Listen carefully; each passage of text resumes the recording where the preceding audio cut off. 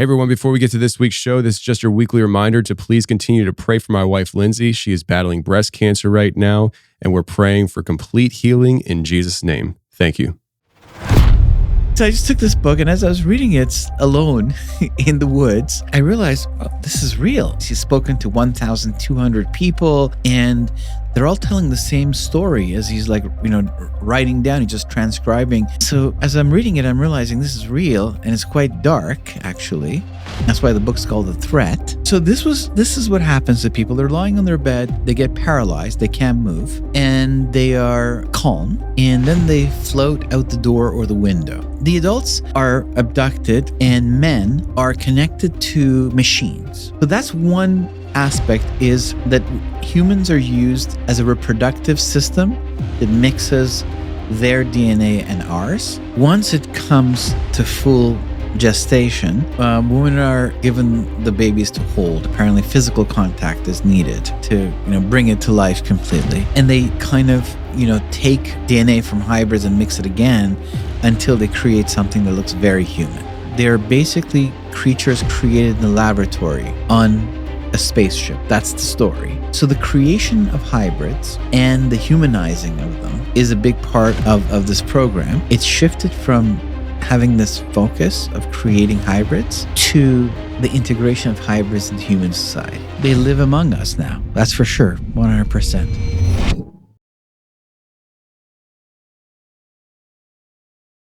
Today we have Ali Siadatan. Did I get it right? Yes, you did. Nice. Well done. I was practicing it today when I woke up, and I was like, I hope I'm practicing it right. Right. Practice makes perfect. Yes. But they say it's perfect practice that makes perfect. Perfect practice. And for me, that would be last minute procrastination practice. Right. Get it done. Yeah. So, Ali, how are you? Fine. Thank you, Tony. So good to be here. Yeah. Really looking forward to our conversation. Yeah. I'm glad it worked out this way. I know initially you had reached out and we had it scheduled for a remote call. Right. And we connected that day, and you said, oh, just to let you know, moving my daughter to college, and I'll be able to do it remotely though. And I was like, that's not what I want. Right. And since that's not what I want, let's bring you into the studio. Yes. No, it is much better to be here. It's that in-person conversation is so much more richer and valuable for everybody, including me. It's a great experience. Absolutely. So today we are going to be talking about modern day Nephilim, hybrid programs, and hybrid humans, and the foundation of how this is even possible. And this is something that you had said that you haven't talked much about, I guess, on a public level. And so I'm really excited to hear what you have to say about it. And I guess where along the line did you start collecting the data on this to make this even a consideration? Because I mean, the idea of hybrid humans for most people, including myself at one point, not anymore, but one point in my life, I was like, that's ridiculous. No, that's an abnormal thought, right? Yeah. It seems so out there, and so I thought it was ridiculous too. I got into it in the middle of the 1990s, like in the second half, 1996, 1997, where my mind started to open up to the possible connection of the UFO phenomenon and the Bible. And I was starting to see, well, are there any books I can read about this? And there really weren't. Christians were not writing books about this. We were kind of part of the first wave of people. But there was a Bible teacher, Dr. Chuck Missler, and he'd written a book called Alien Encounters. And actually, the Harvest House Publishing, which was the largest Christian publishing company in the world, wouldn't publish it because of this hybrids. They had a problem with it. Wow. And so he decided to self-publish it. So I thought, oh, that's one of the only Christian books. So I took it and I was reading it, and all the information he had about the UFO phenomenon and all this. I was well versed in all of that at that point. But then there was this one line, just one line, about modern day hybrids. And he said, no, this is actually quite central to this whole story. But he wasn't going deep into it, but he just kind of mentioned that. And then he provided even a prophetic verse, that would be significant for it. And it kind of like hit me, and I was like, I want to look into that. So I started to look to see like who was out there that was writing about this. What kind of information, could I find? And that's when I came across Dr. David Jacobs from Temple University. Mm. And I got his book called The Threat. And that was kind of the beginning of my research, I guess, into this. That's wild. Dr. David Jacobs is somebody who also I years ago had reached out to trying to talk to him, and I hadn't heard from him. I'd never heard back from him, but I was originally from Philadelphia myself. Oh, yeah. And so I was like, "Hey, man, you're local. Why don't you talk to me?" Right. But yeah, I mean so that was in the '90s and stuff, and that started you down this route. So. Yeah. What kind of I suppose data and information did you start gathering? So I've met Dr. Jacobs, and I interviewed him for my documentary at length, and then sure, he talks to you, but not me. Yeah. I think he's a little bit shy when it comes to remaining empirical and out of any kind of spiritual, religious, or conspirational, or any mystical. He just wants to stay away from anything that would put his research connected to anything other than empirical data. Sure. But he's a great guy, actually. I went down and saw him because the whole research took a leap forward. So I went and interviewed him a second time, but I haven't made those interviews public yet. But basically, so I ordered his book, and it was called The Threat. And I had booked myself a cabin in the woods for kind of meditation and prayer. I thought I'll take this book with me. And to be honest, like you were saying, I didn't put a lot of credence into the whole idea that, there was hybrids among us, come on. So I just took this book, and as I was reading it alone in the woods, as I realized, well, this is real. Like, you can tell when you're reading good research or bad research, or someone's making something. This is very well organized. He's spoken to 1,200 people. They're from all walks of life, like, engineers, police officers, housewives, judges, people that we trust with important jobs that we all respect. And they're all telling the same story as he's writing down. He's just transcribing. And an arch is appearing, a narrative arch is appearing. People who don't know each other, especially at a time where there's no movies made about this, no documentaries, and even YouTube doesn't exist. And so it's not like information is getting around. So when the people are coming to tell their story, because they need to, the memories are there, and I'll open it up in a second, and they're seeping through their consciousness, and they're coming to talk to him about it. They're all saying the same thing. So as I'm reading it, I'm realizing this is real, and it's quite dark, actually. That's why the book's called The Threat. Mm-hmm. And it's not the right book to read in the middle of the woods by yourself. I'll tell you that. I believe it. Yeah. Don't take a book about demon possessions. Essentially, you didn't go outside much, did you? No. Yeah. But it revolutionized my thinking about aspects of the Bible were kind of coming to my mind and coming to life. So I thought, this is interesting. So then I started to take the deep dive into who else was out there talking about this. What was the data? And it really started. So there was a guy, his name was, J. Allen Hynek.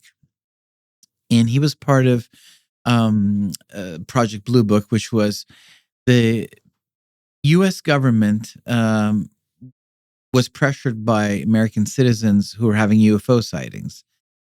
Starting with Kenneth Arnold in 1947, who was a very credible character, an upstanding man. He owned his own plane, and he saw something on the Cascade Mountains. It was flying near the Cascade Mountains in Washington State. And so what he saw made it on the front page of half of the national publications, and started a wave of citizens coming out and saying, well, if he's not crazy, like on the basis of his character, then we are not crazy either. And this is what we're seeing. So the Air Force set up an office to look into it, and J. Allen Hynek was an astronomer. His job was to remove everything and anything that could be explained through natural phenomenon, and give the rest to the Air Force for further investigation.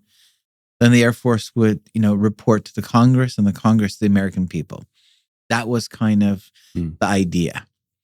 And J. Allen Hynek did travel for 20 years on the Air Force's dime and collected a huge amount of data and received pictures from ambassadors, from all kinds of people at a time where there was no Photoshop and no digital wizardry, and lots of incredible testimonies. And he came to the conclusion that 3% of everything he was collecting could not be explained by natural phenomenon as an astronomer. But with the research, he categorized it in research was given to Professor Condon from Colorado University, who didn't believe at all in any of the stuff. Okay. Like a priori, like he just dismissed it right off the bat. Oh, he didn't look into it. No. Okay. And there's memos where people, were saying to him, "Don't touch this. It's not good for our credibility as academics." He was supposed to be the one who would take this data, look it through, and then provide the report, for the Air Force. But he then said, no, it was all swamp gas. It was all fake. There was nothing here in 1971. So for 20 years, if you lived between like the late 40s and the late 60s, culturally, the UFO phenomenon was an officially researched item by the government. Really? Yes. And people were talking about it openly. Life magazine had articles. There's a black and white Hollywood documentary, which I have on VHS tape, but now it's on YouTube, that you can watch, where all of these very important military officials and government officials are talking about, their experience. Watchtower operatives are seeing things. It's allowed because the government is researching it. But after Condon's report in 1971, where he says there's nothing to see here, folks, that becomes the official view of the government and therefore the media. That becomes the consensus. There's nothing here. So all of that, researchers and research organizations that existed in those 20 years, they have to now kind of go underground, so to speak, like MUFON, for instance. And it becomes taboo to talk about it because now you're crazy because it's been decided by the authority system of your culture that there's nothing to see here. You're now at odds with what has now become the conventional wisdom that you're told to embrace. And so if you're born after 1971, you have a very different relationship to the UFO phenomenon culturally than if you were an adult between 48 and 68. One of the first, perhaps the first real Christian who took a deep dive was Dr. Barry Downing. He wrote a book called UFOs in the Bible, and it's kind of an academic book. He was doing his, PhD in the University of Edinburgh on the relationship between science and religion and the thought of Isaac Newton. Because liberal theology after World War II was dismissing the supernatural. Jesus was never resurrected. He said his teachers in seminary were telling him that his bones are well buried somewhere in the Middle East. In seminary? In seminary. That's incredible. Yes. I mean, that takes away from the Christian faith, totally. He says 100%. The whole thing collapses. Wow. And so he was trying to understand, to bring the supernatural back into his own worldview. But he was living in that time where the UFO phenomenon was talked about. So he got interested in that. And then he started to see that it really brought the Bible to life for him. Not that it changed the Bible into like being about aliens, but it kind of demythologized it. So he was, I guess, the first person to really write a book about it. I interviewed him for my documentary. So this whole phenomenon shifts after 1971 culturally. And so the Hynek is really saddened by what happened to 20 years of incredible research that he gave to the University of Colorado. So he decides to write his own book called UFOs, A Scientific Inquiry, where he takes 20 years of research, where he's flying on the Air Force's dime, and he says, this is what I collected. And the evidence that he collected, the 3%, that can't be explained naturally, fits within categories that he identifies, like everyone he talked to either said this, this, or this, or this.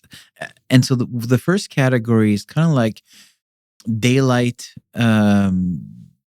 visions or discs, and people often talk about it in terms of words they can understand in their cultural setting. They'll say it looks like a hamburger, it looks like a hot dog.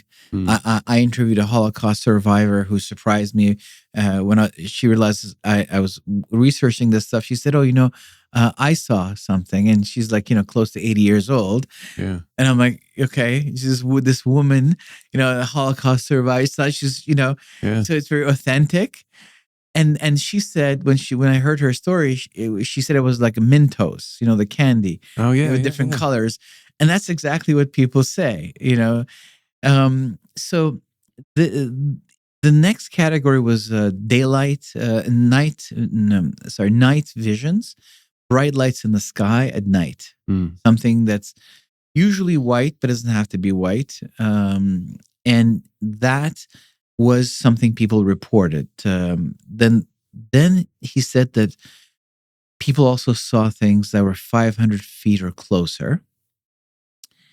So daylight discs, night visions, 500 feet or closer. So those he called close encounters of the first kind. And then sometimes they left traces, like a branch would break, or it would land in a farmer's field, and you couldn't cultivate crops anymore in the area, in that landing area, and the soil was tested, and he called that close encounters of the second kind. And then sometimes people saw actual like aliens, I guess, and then he called that close encounter of the third kind. 500 feet closer, and you see an alien. And that's where Spielberg got the name of his movie from Hynek's book on the UFOs, A Scientific Inquiry. His response to the Condon report, that this is all fake. No, look, this is all the evidence. Yeah. But then Hynek could already see that there was another category. And that was people are saying that they're actually not only seeing things, they're actually being abducted. That he called, close encounters of the fourth kind. But he never really went down that road. I think maybe it was too much for him.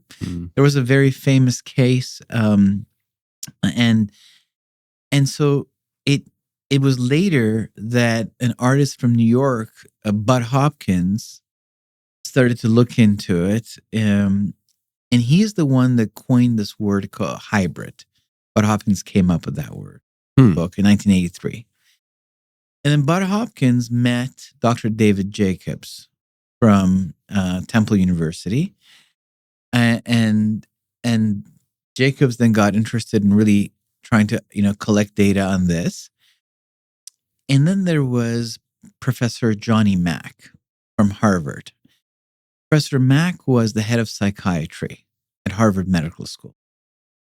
And he decided that he wanted to debunk this whole story of, people being abducted. Yeah. He said it was a psychiatric disorder akin to demon possession from the Middle Ages, which he considered also to be a psychiatric disorder. Of course.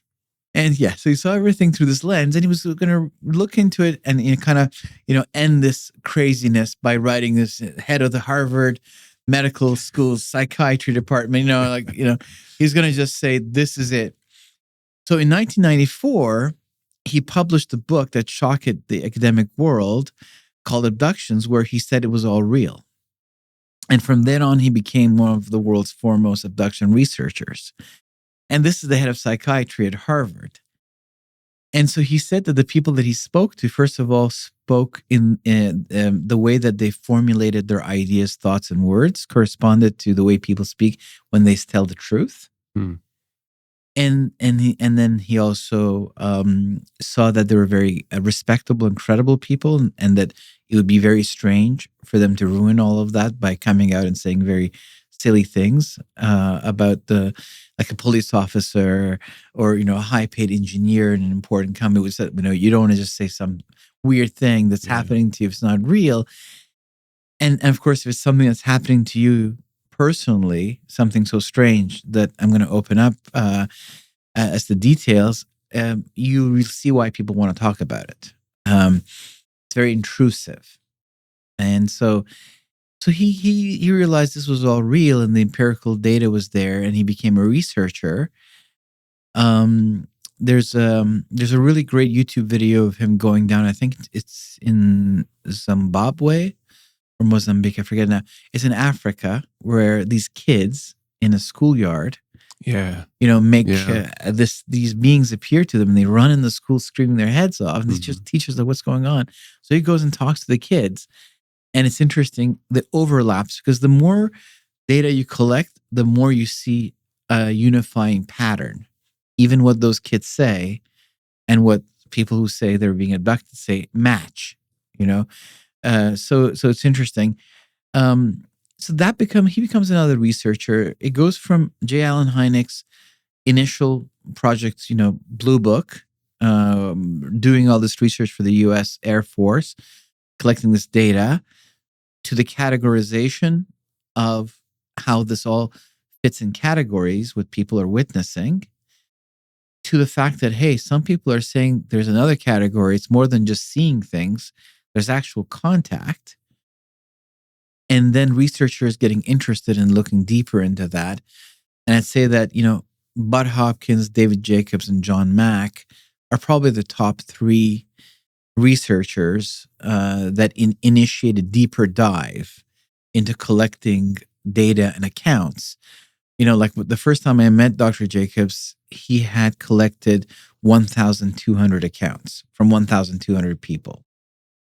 And they not only are all respectable individuals, but they all say the same thing without knowing each other. At a time where there's no YouTube, no TV shows, no documentaries, no books. Yeah. And they're all telling the same story. So now you see an arch when it comes to the content of the narrative. What are they saying? What are they experiencing? Now, what lens you put over it, we'll talk about that. How can we contextualize this data? But what is it that they saw? What they saw was, first of all, this phenomenon of being abducted happens to them from childhood to old age throughout their life. It's not a one thing, like a UFO sighting. People had a UFO sighting. No, it's not like that. Then often it's intergenerational. It happens to one or both of the parents. So the idea of a bloodlines, is thrown around that they're after a bloodline, it seems, Yeah. And different times from childhood to old age, at different ages, and they play a different role in the sequence of abductions. What happens to them once they're abducted? They play roles, things happen to them, and what happens to them is different based on how old they are in their life. So I'll start with the adults. I'll go back to kids, what happens to you when you're a kid, but I'll start with the kid. By the way, another thing that's fascinating is drawings. So some abductees can draw. So they draw their experiences. And I have lots of drawings. And actually people can see it on my website. And those drawings, they're all the same. Like there's different people who don't know each other who are just like, this is what I saw. And you'll see they all are drawing the same thing. Like their penmanship is different, obviously, but you can see they're drawing the same thing. Yeah. And even kids, I have kids' drawings. Even the kids draw the same thing as the adults do. And were these drawings, were they drawn and created in a time where the internet wasn't, all over the world? These aren't recent ones. The internet did not exist. Wow. Yeah. Stories on social media are drawing attention to the rise of colorectal cancer among young adults. Since 2005, colorectal cancer deaths have increased in people under 50. And just for the record, ChatGPT confirms that 65% of private oncologist revenue comes from prescribing chemotherapy. Could recent turbo cancer in the young just be a coincidence? The good news is plenty of studies now show that traditional treatments are no longer the only choice. For example, Anthony Leddy, director of the National Cancer Institute, recently acknowledged scientific interest in more rigorous preclinical studies of ivermectin's effects on cancer cells. The wellness company is a pioneer of medical freedom. Their medical board has stayed on the pulse of off-label cancer solution success stories and studies, removing red tape for you to easily access alternative medicines. Introducing American-made ivermectin, safe, trusted, tested, and produced locally in Florida. Ivermectin has been prescribed globally for more than 30 years and even earned the Nobel Prize in Medicine for its proven ability to eliminate parasites. The wellness company is offering an 18 milligram dose for just $3.50 per tablet. You'll get a 6-month supply of 84 tablets, all at an unbeatable price. Get your US-made ivermectin and own your health. twc.health/Tony and use code Tony to save $30 off plus free shipping. Yeah, so the internet really hit the mainstream in 1999. That's when the city that I live in got high speed, before that it was dial-up. And it was like it made that weird modem noise. Yeah. And it was really good for checking your email. But then high speed came. Fiber optic cables, were drawn. And then it was like, okay, it was all about audio. That we always thought that would be the most the internet could handle would be audio. So the whole idea of audio shows and podcasts was like, Yeah. But then Google Video came out. Yeah. And it was like 2006. It's like video. It was like, well, you really have to have high speed, the highest possible speed to be able to watch it. And then these 3 young guys in their 20s, they created this little, website that was like whatever. It was called YouTube. It's a little thing. And it was like, oh, that's not going to go anywhere because who can compete with Google? Even then, it was like Google was the main search engine. They took over from Yahoo. There was a lot of search engines, Alta Vista. The idea was that depending on what you wanted to do with the internet, you'd go to a different search engine. Sure. If you wanted to be an academic researcher, this one will be for you. If you want to be like the everyday person who just wants to look stuff up, Yahoo. Like I went into Yahoo and I put in the word Nephilim and it said 0 search results found. Wow. Yeah. It's kind of like AI today, where it depends on what you want out of the AI will determine which AI system you go to, right? Right. If you want the best coding possible, you're going to go to Claude. If you just want a quick answer, you're going to go to OpenAI, ChatGPT. So it's things like that, Yeah. So, Grok. Yeah. I spend a lot of time on X researching things because I talk about the Middle East and things like that. So that's a good place for it. And then Google came along and then no one ever looked back. Like, the first day you went on Google, you just never went back. Never left. You never left. And then they said, here's an email for you. It's like, oh, Gmail, that's great. Yes, thank you. Oh, it's Gmail. free? Great. Yeah, free. That's, back in those times, I remember paying for my email address. I had an email address through MSN.com and it's something I had to pay for. So a free email is, wow. I'll take it. So YouTube was like, oh, well, Google Video is going to dominate. Yeah. And so I actually uploaded my documentary on Google Video. I put up a trailer and it wasn't really going anywhere. I just wanted to test it out. So then I decided to just change the name. And I changed the name of the documentary, which is called UFOs, Angels, and Gods, to Alien Abductions Explained. And then it just, you could only see how many people had watched it the next day, the 24-hour delay. Mm-hmm. And it just exploded. And I was like, okay, so I'll upload my documentary with this title. And it just went viral globally. It became one of the top most watched things on Google Video. When you logged in, it's incredible. There are 5 images that appeared on the screen saying this is the top things watched, and ours was one of it. That's wild. And so it was like I saw the power of the internet. Yeah. This was the word of mouth amplified. Mm-hmm. So people get abducted as adults.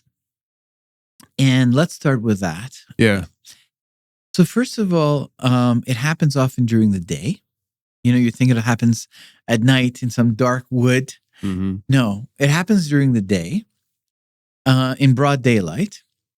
And people will disappear for a couple of hours.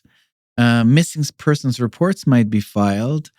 And people are taken out, often People will say they're floating. That's a big part of the stories.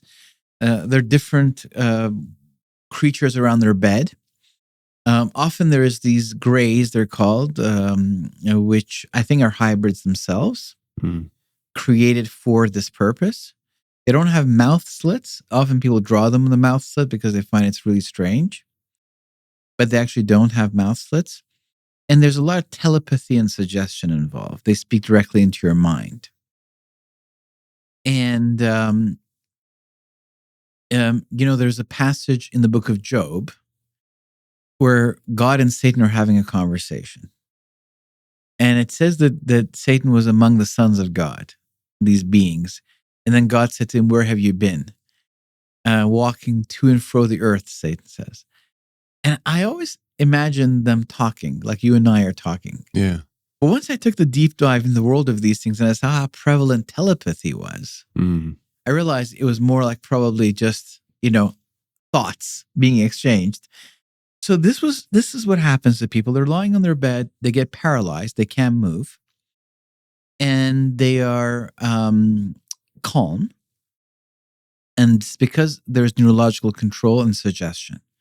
Once in a while, a person comes out of that and they start screaming their heads off because they're freaked out. But they're very calm. And then they float out the door or the window. And, Dr. Jacobs, for instance, makes a great point. He says, I often, try to weed out anyone who's lying. And I'll say, okay, so you open the window. And they'll say like, no. And I say, well, they open the window. And the person will say, no. He says, I know now they're telling the truth because they're expecting me, a grown man, to believe that they floated out the window and they're a grown man.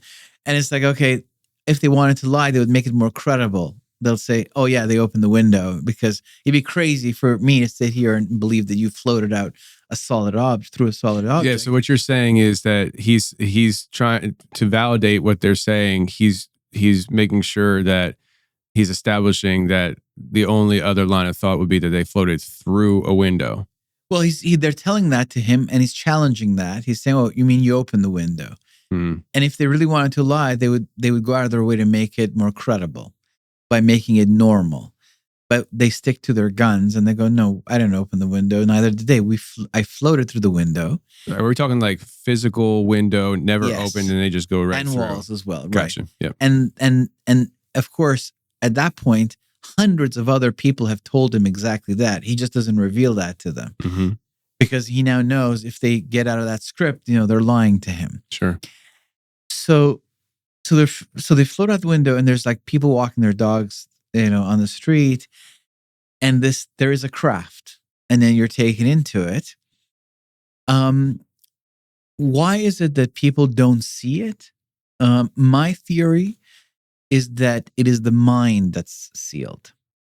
Your mind is sealed, not that they have some cloaking device like the Klingon. It's more like your mind is sealed. Your mind is held from seeing them.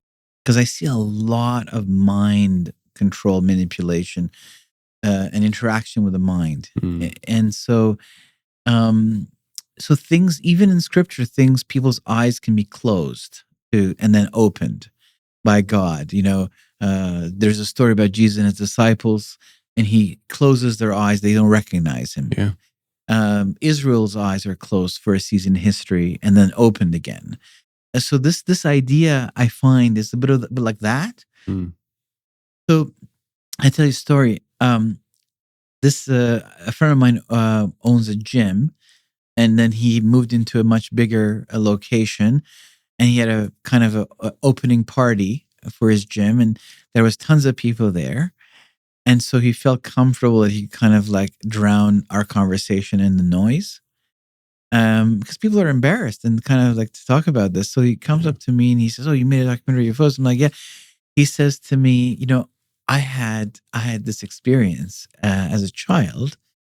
He said, I was in the schoolyard with my buddy in downtown, and we were looking up at the financial district, and there was this giant round object outside one of the towers, one of the banking towers. He said, I came home and I told my mom, and she snapped at me and said, "Don't you ever tell that to anybody, because this is ridicule, fear of ridicule." And so that was for sure the beginning or end of an abduction sequence, what he saw. Okay. That's the MO. That's what everyone, explains. So someone was being dropped off or picked up, because it does happen at work. And so people are getting abducted at work? Yes.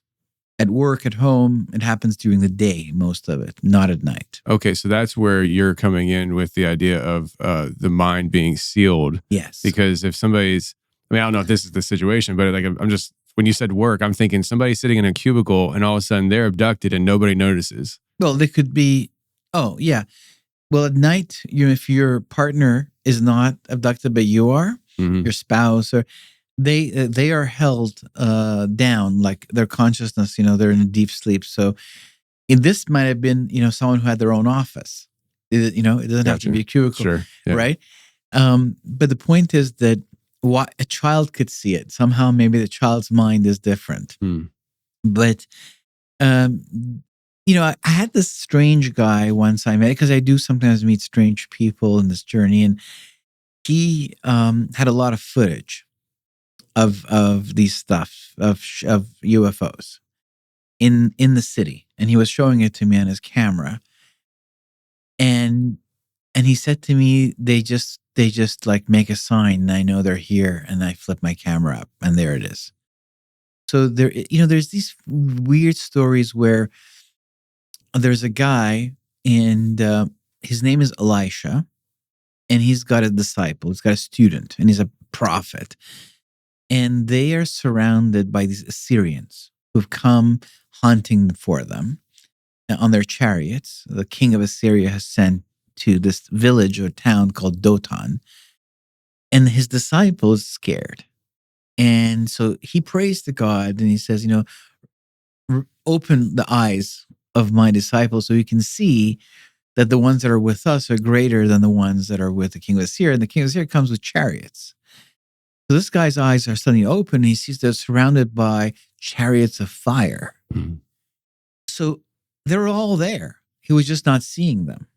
And this is the kind of feeling you have with this whole thing, that it is the mind that opens and closes. It's about the gates of perception. And so even things like people will say, like, I don't really believe in like, let's say, here someone might say, you look back and you see the story of, like, Jesus, and people will say, well, he was just a guy.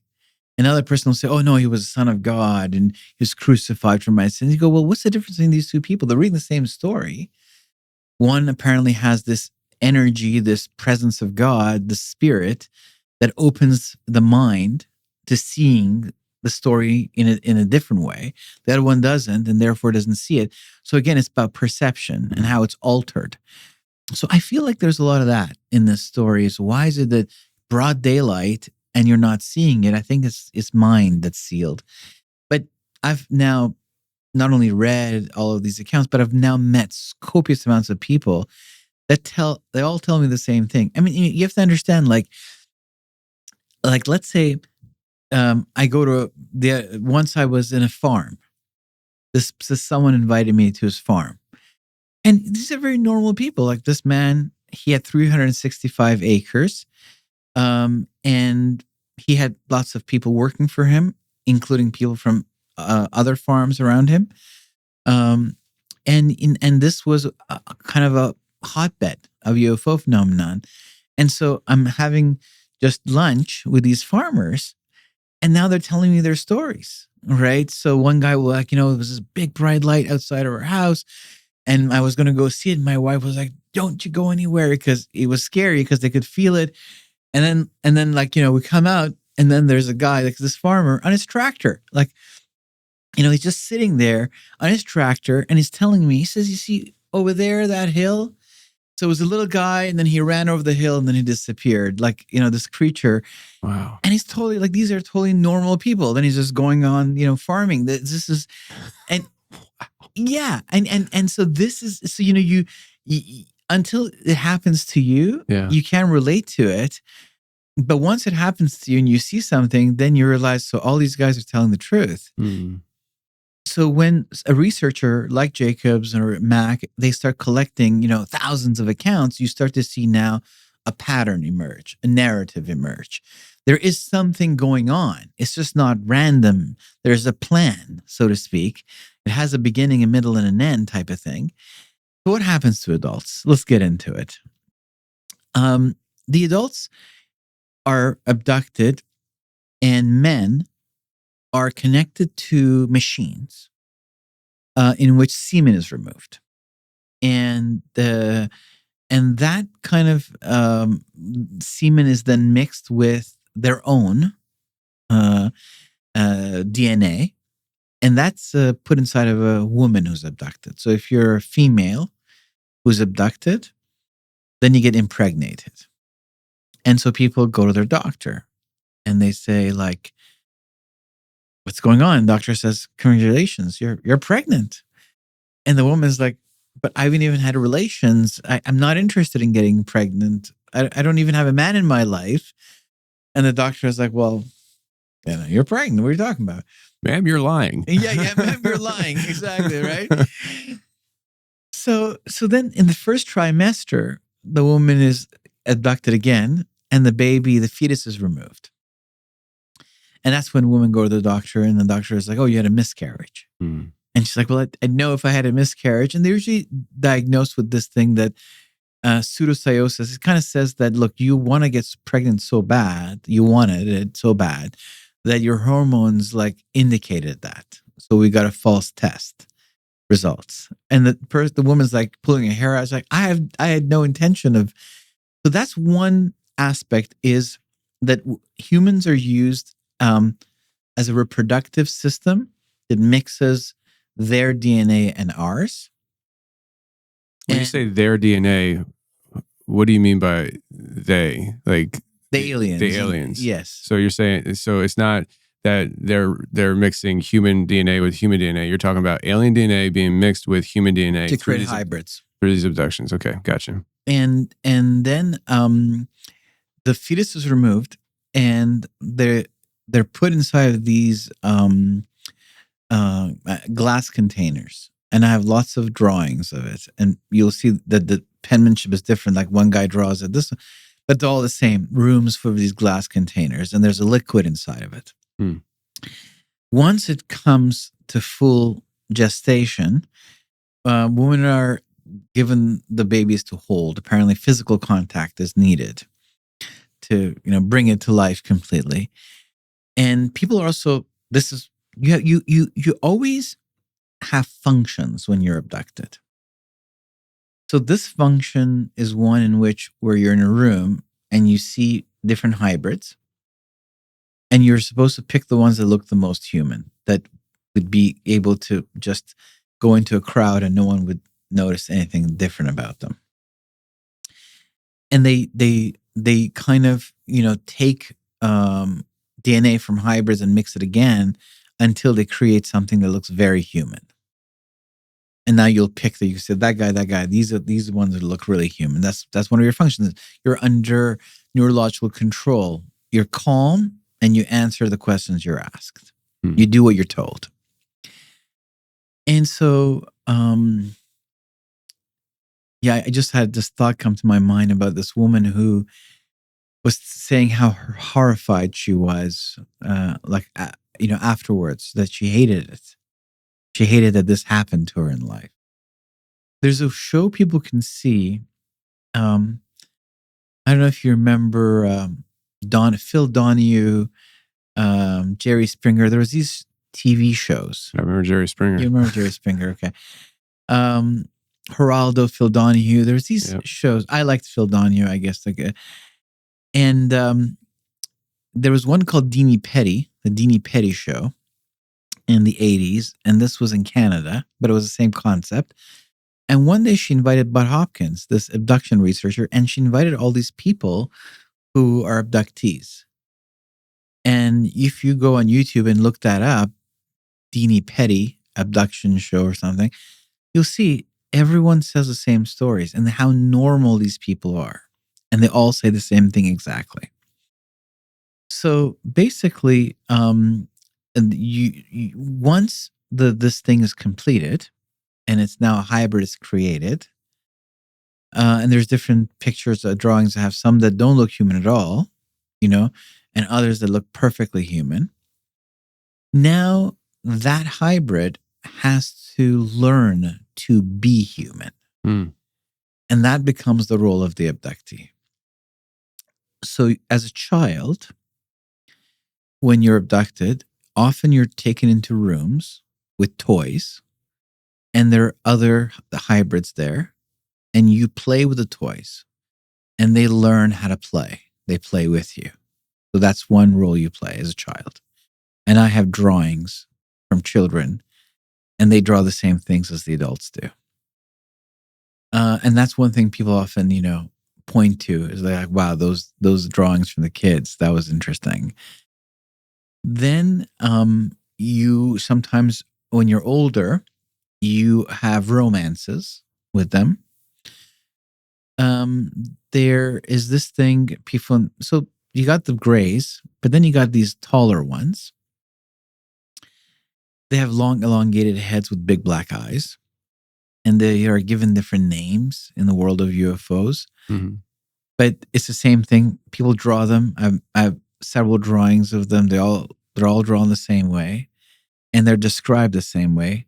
This woman, she was saying how horrifying it was when he came in the room. He was like the commander, and these guys are on a different level. They're not little grays, and they have these, so they look into your eyes very closely, like we're talking inches, and thoughts emerge in your mind. They use the eye's nervous system as a conduit to the brain. The way that we look into the soul, through the eye, they say it's a window to the soul. Mm-hmm. And you can influence people maybe with a glare, there's the don't give me the evil eye, that kind of, like, there's an energy. Yeah.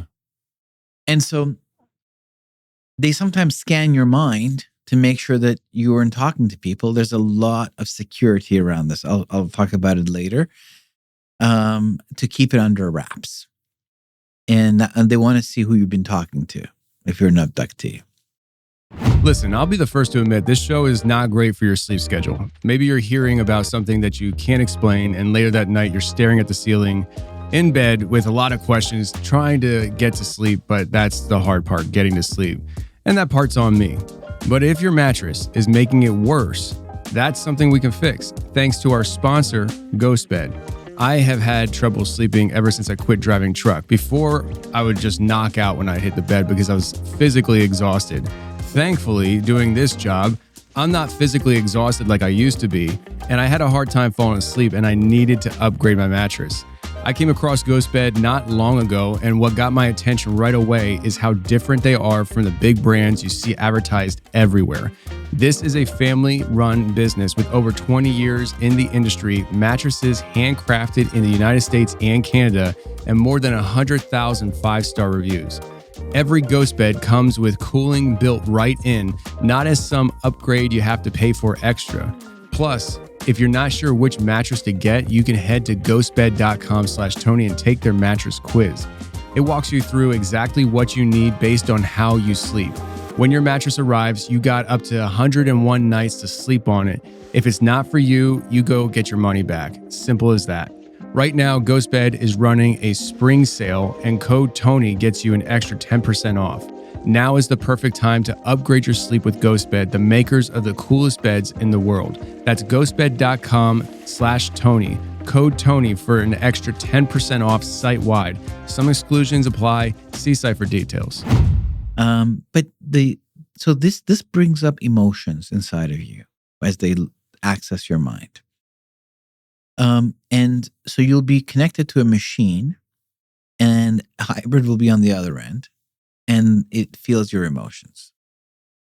And this is now emotional training.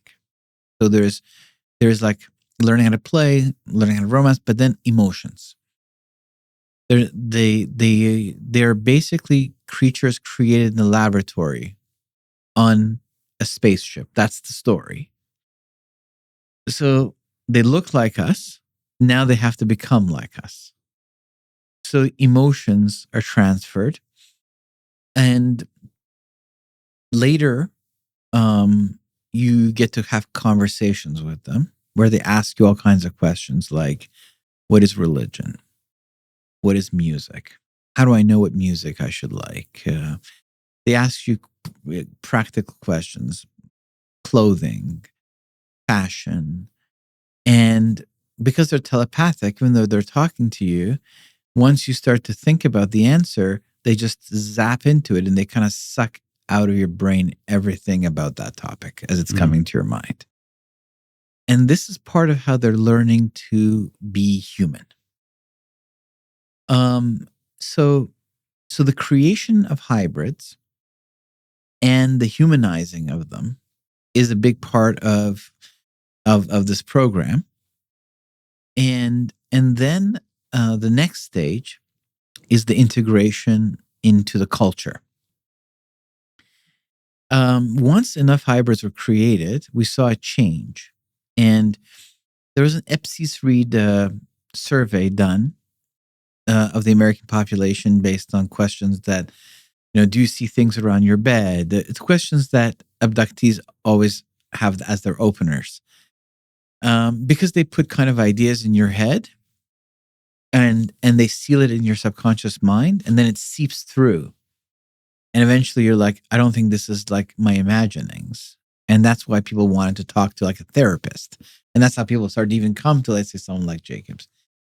But you have to understand that he only has a window into this, but at least it's a window, Johnny Mack, he kind of fell into the charm of it all. He thought it was all like some great spiritual experiment that we all, should go through. And even suffering was part of it. They were trying to teach us something. So even though he was this Harvard guy, but he went down that, he kind of started to come out of a scientific perspective and associate himself with it. And that's what happens. Some of the abductees over time, they start to see themselves as like chosen for a purpose. And they start to call themselves contactees. And then there's those who are neutral about it. And they call themselves experiencers. So if you kind of have a negative view, you are an abductee. If you have a neutral view, you're an experiencer. If you feel you're a chosen, blessed individual to bring in the next race of humanity, then you are a contactee. So these people have different, over time. But once this, they did this abductees survey, asking people questions that would kind of qualify them as abductees without them realizing this is what the question was about. So 3 to 4% of the American population answered positively. And I have, in my documentary, I have like the different, lines of the survey come out. So people can see 19% said this, 30% said that. And I don't have it all in my head right now to repeat. But basically, it's a global phenomenon. It doesn't happen just in the United States. Demographically, it seems to target influencers in the culture.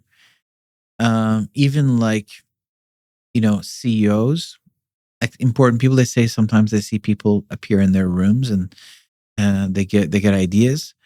The top Masons, like Lord Bacon, who wrote the New Atlantis. These guys, they say they're in contact with. This is very common among the Masons. It's called the untouchable, the unknowables. These beings, and so this idea of appearing to influencers like kings and priests and people who actually could affect the culture. These are all trends you see, but it's a global phenomenon. And so the whole idea of hybrids being created seems to be central to what happens to people. And then the hybrids being trained to be human, be humanized. Even so, the next stage, we saw a change in the program as the research went forward into the 21st century. It shifted from having this focus of creating hybrids to the integration of hybrids into human society. So when you were abducted, you were no longer taken into a ship. the sequence of your abduction happened in your town. You were taken and helped them get social security numbers, driver's licenses, how to drive a car. You're taken into their home, and they're like, we decorated this because they live together. These are now hybrids. They live 2, 3 of them in the same house. Okay. And they go like, we decorated this. Is it good? And then you might say, well, yeah, but you're missing a TV, and that would be kind of weird. Everyone has a TV. So I was once at a conference, and afterwards, this woman comes up to me, and I never know what to think of people. Like, you can get crazy guys, as I say, yeah. So I don't want to be disrespectful to anyone, dismiss anything, but I don't know who you are, right? Mm-hmm. This woman comes up to me and she says to me, why do you speak negatively about these beings? They were, when my mom gave birth to me at the hospital, they were there, outside the window, looking in. And I was like, okay. And then she starts telling me, the subdivision that I live in, there's a lot of them there. And they say hi to me because they know me, and they smile at me. And then she starts to go into details, and it matches exactly what researchers are saying about the fact that they live in subdivisions, and there's a security agent. They want to make sure that, and the abductees there as well. Like, there's a whole way this thing is, and this was in a town called Oshawa, and then many other people said that they were aware of this, who were like researchers in that town. And so I got interested in her story, and I was like, okay, I think this woman is for real. And then I looked into her eyes, I was more interested in who she was. And you know how when you look into someone's eyes, there's a softness, and your intention penetrates their eye. Her eye had a wall. I've never experienced this ever in my life. It was a wall. The energy of my mind hit that wall and came back to me. And then she caught me. I was caught doing that, and she just stopped talking and looked at me and smiled. And I was like, wow, because the eyes are an important part of this whole story. They kind of look into your eyes to access your mind. And so she was talking about the hybrids that live in the subdivision. And as she was talking, this guy comes, and he's so tall, like a basketball player. And he moves very quickly. It's like I don't see his face. And he bends down and says something in her ears. And then she says, I'm coming. And it was like they didn't want her to talk to me. And so I don't want to get, go down this rabbit trail, but that was on a Tuesday. Thursday and Saturday, my studio was broken into and my laptops were stolen. Really? Yes. And it was very interesting. I mean, it was clear that my office was a target.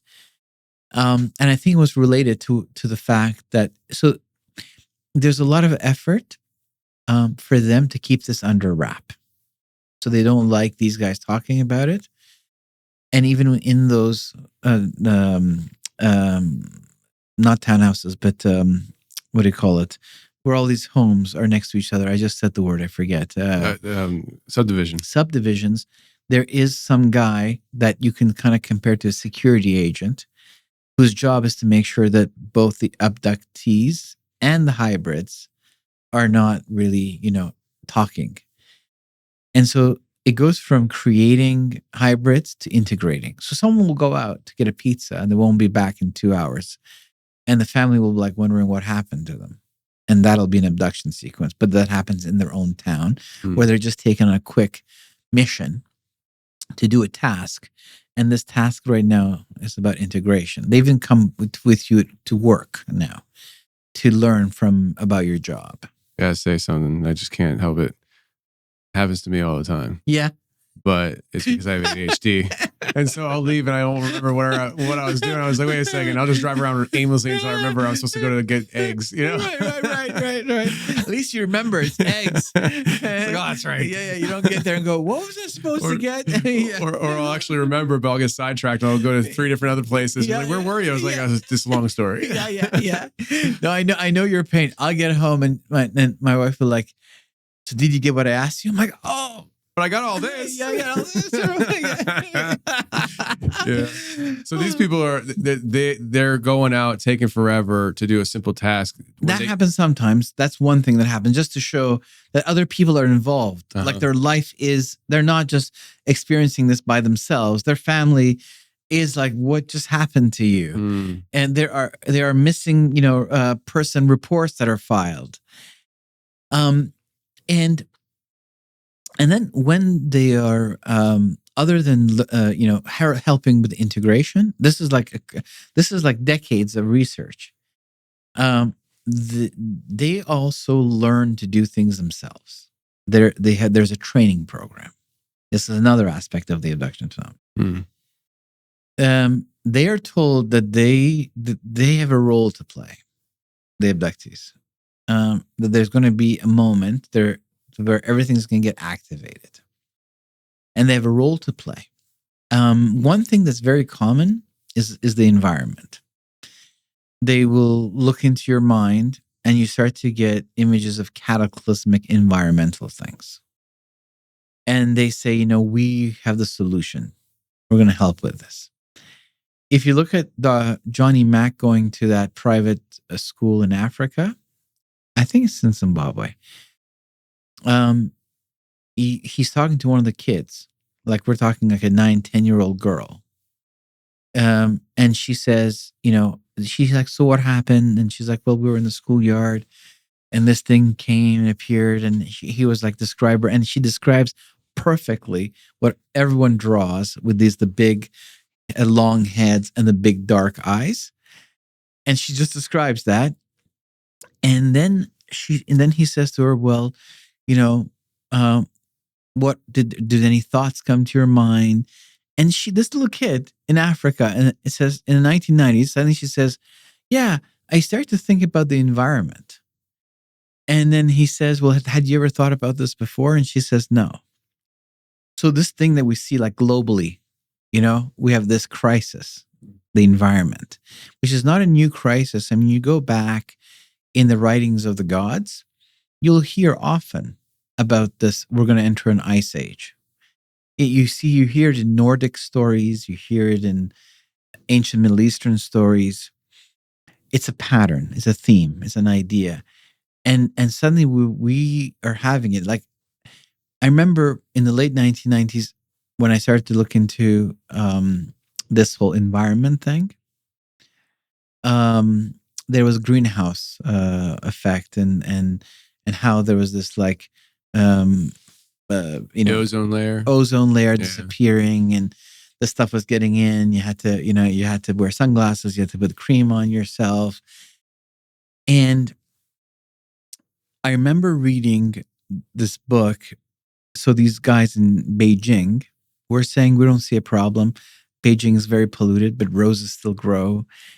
And it was just like this idea that was in left field, But then I witnessed it myself in the last 20 years, like in the 21st century. I saw it with my own eyes go from being, because I was watching it.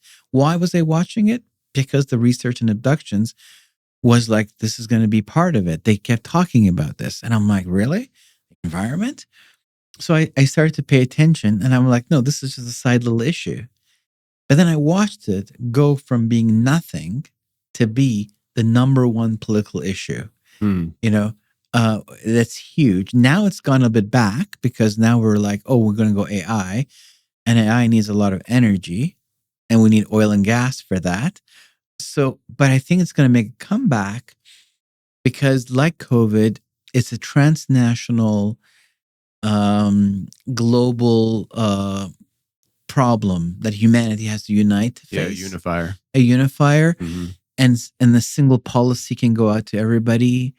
You might have to curtail how much you travel, how many carbon, footprint, carbon credits. Yeah. So it sounds crazy, but I watched this phenomenon go from being nothing to being so politically important. Yeah. And this was part of the world of abductions. This was even this kid in Africa. Interesting. Yeah. The idea is, that we are going to help you when these cataclysms come.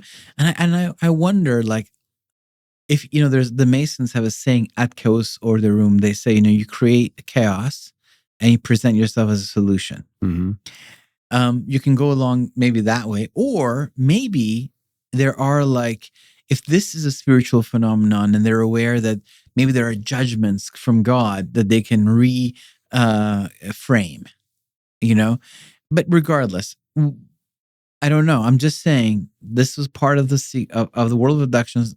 Messaging about environment was always part of it. And I saw that story, with Al Gore's, documentary and everything. It just kept going higher and higher in the level of importance in the political speech and policy until it became nearly like close to like the number one issue of the world. Now it's taken a bit of a kind of back. It's gone back a little bit, but it's going to come back out because it's what a lot of the kind of highly secular, woke, universities mandated education all around the Western world is giving really a huge, importance to the environment, including political parties and policies. Yeah. So I watched it. You have to understand, like, I'm telling you, like, when I started researching this and I heard that environment was a huge part of it and I started looking into it, no one was talking about the environment. I know it sounds crazy. Literally, it was not an important issue. Yeah. And that's what I'm saying. Even people who were like scientists were saying, we don't see a problem. Look, in Beijing, roses are still growing. And then I watched with my own eyes how this thing evolved. And because I had this in the back of my mind that, wow, these guys, are they influencing us? And this will be my little experiment. If it's true, then this thing's going to go up in, in importance. So right? I got to ask you this, and I don't want to sidetrack. No, please. This narrative of the global environment and all the things being connected to the hybrids and abductions and all this, would it be, and I know this is going to sound silly because I'm a silly person, so people are going to probably laugh when I say this, but I'm kind of serious. Is it a plausibility that some people that are prominent in that push and narrative be hybrids themselves, like Greta Thunberg? Because Greta is, there's always been something about her that's off. And I heard that maybe she's a little autistic, but the fact that she's so prominent in that, I don't know, maybe she just didn't learn how to be a human totally. I don't know. Yeah, I mean, they can be completely human. Even so, eventually they contacted Dr. Jacobs. Okay. Wait, they as in the hybrids? Yes. Okay. So he's never written it. Maybe I shouldn't say, but he said if he ever writes another book, it'll be his conversations with the hybrids. Wow. Is he still around? I am, as in alive? Yeah. I haven't checked. But I think so. Check. Yeah. Maybe I can get him now. Yeah. Well, right. And so it sounds like they are a little bit robotic. They can never really be human. You can't just learn how to be human. And so no matter how much, telepathy and information you dump into their brains and how much you connect their emotion systems for them to feel it and how many toys they play and how many romances they have, they're never going to be human. So you're right that there would be something off with these characters. Mm. And that's what always people have pointed to. So the first character that was put in that category of, there's something off with this guy was actually Putin. Mm. He was like the first guy. The Hearst was called, there was a submarine that went down and everyone died in it in Russia. And it was a big deal. Like the Russians were like really affected by this. And Putin wasn't. He was just like, oh, well. And there was a national outrage at his lack of reaction. Really? Yes. And the next day he showed up with flowers and everything and to kind of rectify it. And that was like, okay. And that was a normal. And they could say, well, he was a KGB agent, and he's a KGB agent. Like, they're not very like emotional. Death is they're just part of assassins. life. Yeah, they're like, this is part of life, right? People fall out of windows. It just happens. Yeah. Twice in a day? Yes, of course. Yeah. The window was open. He thought it was closed. He leaned on it. But still, there was this. So you're right that Greta is an interesting choice. You're absolutely right. So identifying, let's say someone like Jacobs' research, or even Johnny Mack or Bud Hopkins, but I think Jacobs has the biggest body of research. These guys only offer us a small window, the truth is, into this whole thing. So let's say the ones that he's seeing are like guys who are like living in, subdivisions in their 20s. Now they would be in their 30s. And they're just trying to understand how to be human. How many of those grow up to become influencers? How many influencers are directly contacted by the people that are their bosses, not the hybrids themselves, and directly influenced? You want to know something? I once watched this documentary, and there was an older gentleman, and he was dying. And he said, I'm dying, and I want to tell the world that fiber optic cable came into my mind from these beings. And they told me that they would kill me if I told anybody, but now I'm dying. Watson and Crick, they discovered the double helix nature of DNA. Okay. And so Watson said, they were thinking about it forever. But he said the idea just came to his mind on a drive to work. And Crick then wrote a book saying that human DNA was unlike any other DNA on the planet. And he believed that it was alien. This idea of populating thoughts. Once we place the empirical data in a larger body of knowledge, I'll talk about this transfer of thought and knowledge is very common in human history. Mm. But influencing the human world and being in disguise is something that comes through. And then there's a whole new age dimension to all of this, where people will put a new age dimension on top of it, where they will now go down the rabbit hole of a spiritual experience that they're having. Yeah. And that's a lens. So the integration and learning how to integrate becomes part of this window into all of this. And Greta is an interesting, character that you brought up, but they are misfits. Beyond that, how can we see this? I guess that's the next chapter of our conversation is, what do we do with all this information? What does it really mean? Who are these people? What's going on? Why didn't they just land on the lawn of the White House and say, we're here? Just tell us. Just tell us. How is this connected to a bigger tale? And I can talk about that.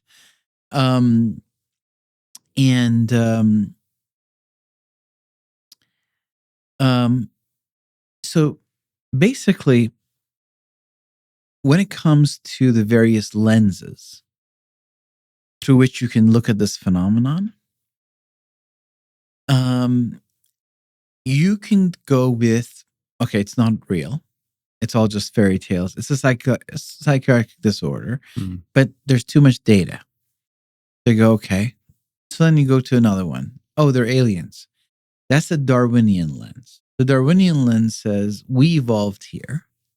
Beings conceivably evolved somewhere else in the universe. So now the theory of evolution, you're applying it to the entire universe. And you're just making this huge assumption. And it all works everywhere. Life evolved everywhere. And so they evolved, they technologically advanced, and now they're coming here. And now you have to create a story as to why.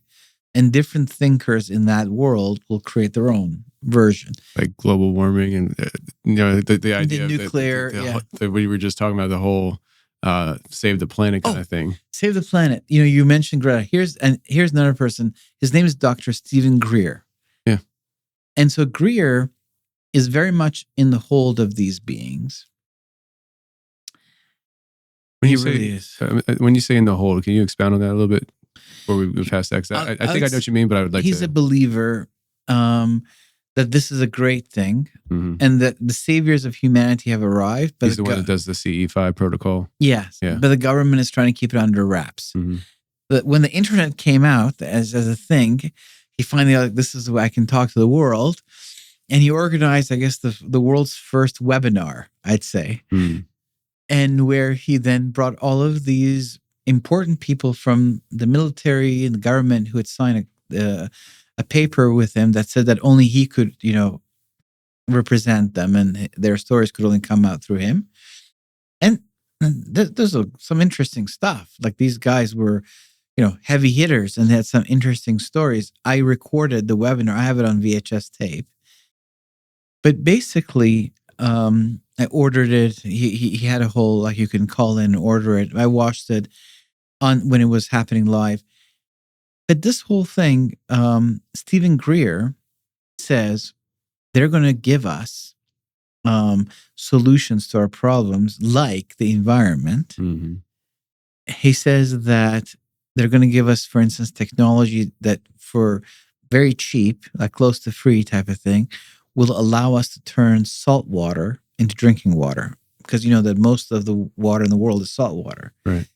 Like the oceans and stuff.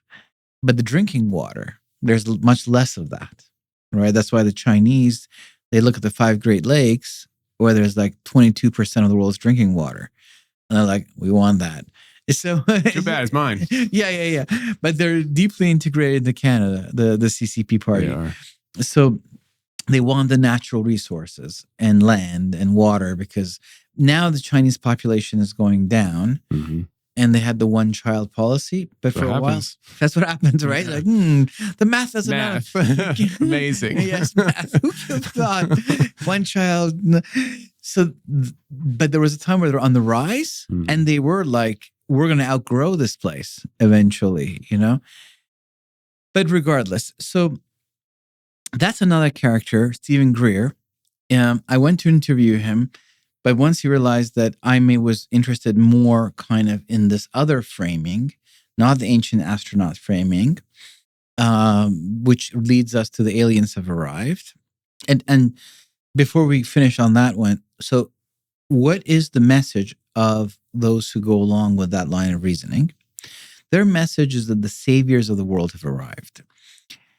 This phenomenon in the modern age began in 1947, but as early as 1948 and 49, we see high-level U.S. government officials getting briefings, and they're told, basically, the saviors of the world have arrived. And then in 1951, there's that movie that comes out from Hollywood, The Day the Planet Earth Stood Still. It's this alien. It's a black and white movie. Alien arrives to the Earth. He's captured. He's in hospitals. They do experiments on him. They're talking to him, trying to figure him out. And then the last scene of the movie, he comes back to his spaceship, and there's like tanks and, jeeps and guns all around him. And he kind of goes up the ramp, and then he stops, and he turns around, and he lifts his finger up. And for 1 minute, all technology ceases to function in the whole Earth. And in that moment where he captures everyone's attention and shows his power, he delivers a message. And the message is that you got to put away your warlike ways, because this is after Hiroshima and Nagasaki. You got to it's like sometimes in Star Trek, there's this idea that if the crew of the USS Enterprise detects a warp signature, that means that civilization is one you can make contact with. It's like, the atomic bombs of Hiroshima and Nagasaki brought in the nuclear age, and that caught the attention of the galactic community. That's the story. That's the stories that is told. So then these guys come and they want to help us through our warlike ways. into this a more age of Aquarius and in this enlightened era that will welcome us into the galactic community. But we got to put our warlike ways away. And that's why they appear to add nuclear silos and turn things off and on to say, look, we were stronger than you. That was the narrative. But that narrative came out right off the bat when this phenomenon began culturally and people began to talk about it, where there was no research done. People were just trying to collect data to understand what's going on. But already this became the messaging right off the bat. It came not only with like appearances, like these things, UFOs appear, but it came with a messaging right off the bat. And the messaging is that the saviors of the world have arrived. And that messaging is the number one message of all the people that are into embracing that. The contactees, Stephen Greer. The UFO cults in China have millions of people in them. It's a world religion. People don't talk about it openly, but as a researcher, like people confide to me and they don't know what my perspective may be. And so they just open up. Like we're talking like, top lawyers in the city or things like that. And then they just, right off the bat, that's what they say. Like the saviors of the world have arrived. The aliens are going to help us. And of course, the environment could be a huge problem in the sense that not that it's real, but it can be made real and it can be something that it's a global emergency. And so we need help. We need help. And so this becomes the messaging. So ancient astronaut theorists that like von Däniken, Zachary Sitchin, a few others, which they create their own explanation. They go, look, aliens are not new. They have existed in the past, and our ancestors wrote about them. Like the ancient astronaut, there's a movie on History Channel. There's a series on History, the History Network. It's very popular. That kind of thinking, that is then applied to the modern age in the Darwinian paradigm. And its manifestation in the modern age is that our benevolent saviors have arrived. But as research started to happen, like this abduction phenomenon, it's secretive, it's dark, something bad is happening to you. And then someone might get really caught into it and see it as a good thing. But if you look at it objectively, it's not nice. It's very dark, actually. So what other lens do we have other than psychology, which is it's all in your head, or the Darwinism of the ancient astronaut theories and their modern application of that thinking, which is you just decide for yourself that these are aliens and they're more evolved technologically, therefore they must be evolved morally and spiritually, and they're just more advanced beings and they've come, to help us. That's the messaging of the day the earth stood still. Mm-hmm. And then the other lens, of course, is there's one more lens, which is the lens of the guru. They are ancient humans that have spiritually ascended. They're ascended masters. Mm-hmm. And then the final lens is the biblical lens. And so I looked at all the lenses and kind of just basically followed the data. Like, where did I find more facts that matched what these guys were like recording empirically? And so the biblical lens, the UFO phenomenon, what it did for us is, like Elie Marzulli and other, like what it did for us is it kind of brought to life the modern day UFO phenomenon. It brought to life the stories of angels, I guess, like the chariot of the prophet Elijah. He goes up in a chariot of fire and horse of fire. The vision of Ezekiel, and the chariots of the gods, like it says in the book of Psalms. The chariots of God are myriad, the Rechev Elohim. And then there's the Rechevesh, which is the chariot of fire. So God is present at Sinai with his chariots. And even the whole Merkava, that he comes back in Isaiah prophetically, God returns. And Rechev is like what takes you from A to B. It's not really a chariot. It's just that in Old English, there was no other vehicle. So it was like, okay, chariot. But actually, it just means vehicle. A to B. Like in modern day Hebrew, when Israel became a nation again and they wanted to resurrect the Hebrew language, well, they didn't have a word for trains because trains didn't exist in biblical times. So they went back to the Bible, and the Hebrew is designed around a 3-letter root system where every word has 3 letters that are at the basis of it. This is the root. And from there, you modify it with vowels and prefixes and suffixes to create other words. That's why words that are the same in Hebrew are translated differently in English. And sometimes you lose the meaning. But if you were to look up that word in Hebrew and then look it up in every instance where it appears in the Bible, you would now get more insight into what it's saying. But a little bit of that insight is lost because English will use different words to translate the same Hebrew root system. So you don't quite realize that this word and this word are actually connected. And therefore, these 2 passages are connected through the English lens. It's not a big loss. But I mean, it's not, English was wonderful for studying the Bible. It's meant to be studied in every language, but definitely you do get a little bit more depth. So they went back to Hebrew and they looked up the word rechev, this word, which means vehicle, A to B, and then they modified rikvat to create the word train because it's plural. It's many wagons, one vehicle attached to another one, attached to the other one. So it's many vehicles attached together. That's what a train is. So first of all, it's A to B. And so the idea that both the dark angels and God's angels, that the idea that, hey, you know what, this whole phenomenon, what if it's actually the physical manifestation of the world of God and angels in the heavens and on the earth, like the host of the heavens and the host of the earth. So the word heavens is plural in English. But why is it plural? Because it's plural in Hebrew. Shamaim. And what does it mean? Well, the first heaven is where the birds fly. English translates it as sky. So you'll be reading your Bible and it'll say like sky. But it's actually the same word as universe. Just a translator thought, okay, this is obviously about the sky.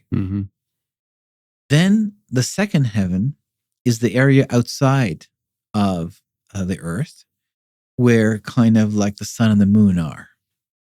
And the third heaven is like the rest of the universe. And then David talks about the Shemaim of the Shemaim, the heavens of the heavens. And that's like the temple at the heart of time and space. So we tend to think of the universe as a separate thing from the biblical concept of the heavens, because we make it singular, heaven, and heaven becomes paradise, and the universe, all of these like secret societies and this influence of human thought. When the story is that when the gospel came out of Jerusalem to the nations, it challenged the worship of the gods of Rome. So the priests of Jupiter and the devout to that religious system went underground and formed secret societies to reestablish polytheism and the rule of the gods, to contend with the ever-expanding influence of the gospel. And so what we see is that these guys appear like they're all Masons for some reason. Lord Bacon, Galileo, Newton, and they. I once was talking to a high-level real Mason, and he was explaining to me, it was hard to get stuff out of him because they do have secrecy sworn, but there's rituals and something you memorize to go to the next level. And he was telling me that without that stuff gives you revelation. And he said without it, Newton would have never come up with his ideas, he told me. So these guys start to say to us, we're not really in the biblical heavens. We are in the universe. We're like, okay, what's the universe? Galileo's like, well, we'll look through my telescope. It's like one of the earliest telescopes. And then we'll document it. So we started looking through the telescopes and we create bigger and bigger eyes to look into this thing. And we're like, okay, it's a bunch of rocks, there's gas. there's clusters, we'll create names, dwarfs, galaxies, da da da. So suddenly it's like we're inside of this thing called the universe. And it's like we decide what it is. And we document it through these eyes that we have into it. Meanwhile, we already have an explanation for what this thing is. It's called the heavens, and it's got like stages. And some people will say the first heaven is the sky. The second heaven is the universe in the Bible, and the third heaven is where God is. Others will say, like, this first sky, the first heaven is the sky, second heaven is where the sun and the moon is, and the third heaven is the rest of the universe. And that includes part of wherever God's temple is. And as I said, David talks about the heavens of them, but this was the way, meaning that the word heavens and the word universe were the same thing culturally for European people. And like Bill Clinton, for instance, he was doing one of these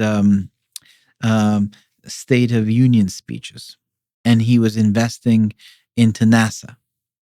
And he said, that we are investing in the exploration of the heavens. So we all knew he meant outer space, right?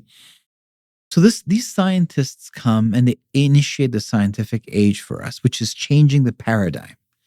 Before that, Europeans and even the Puritans, that settled here, they lived under a theistic paradigm.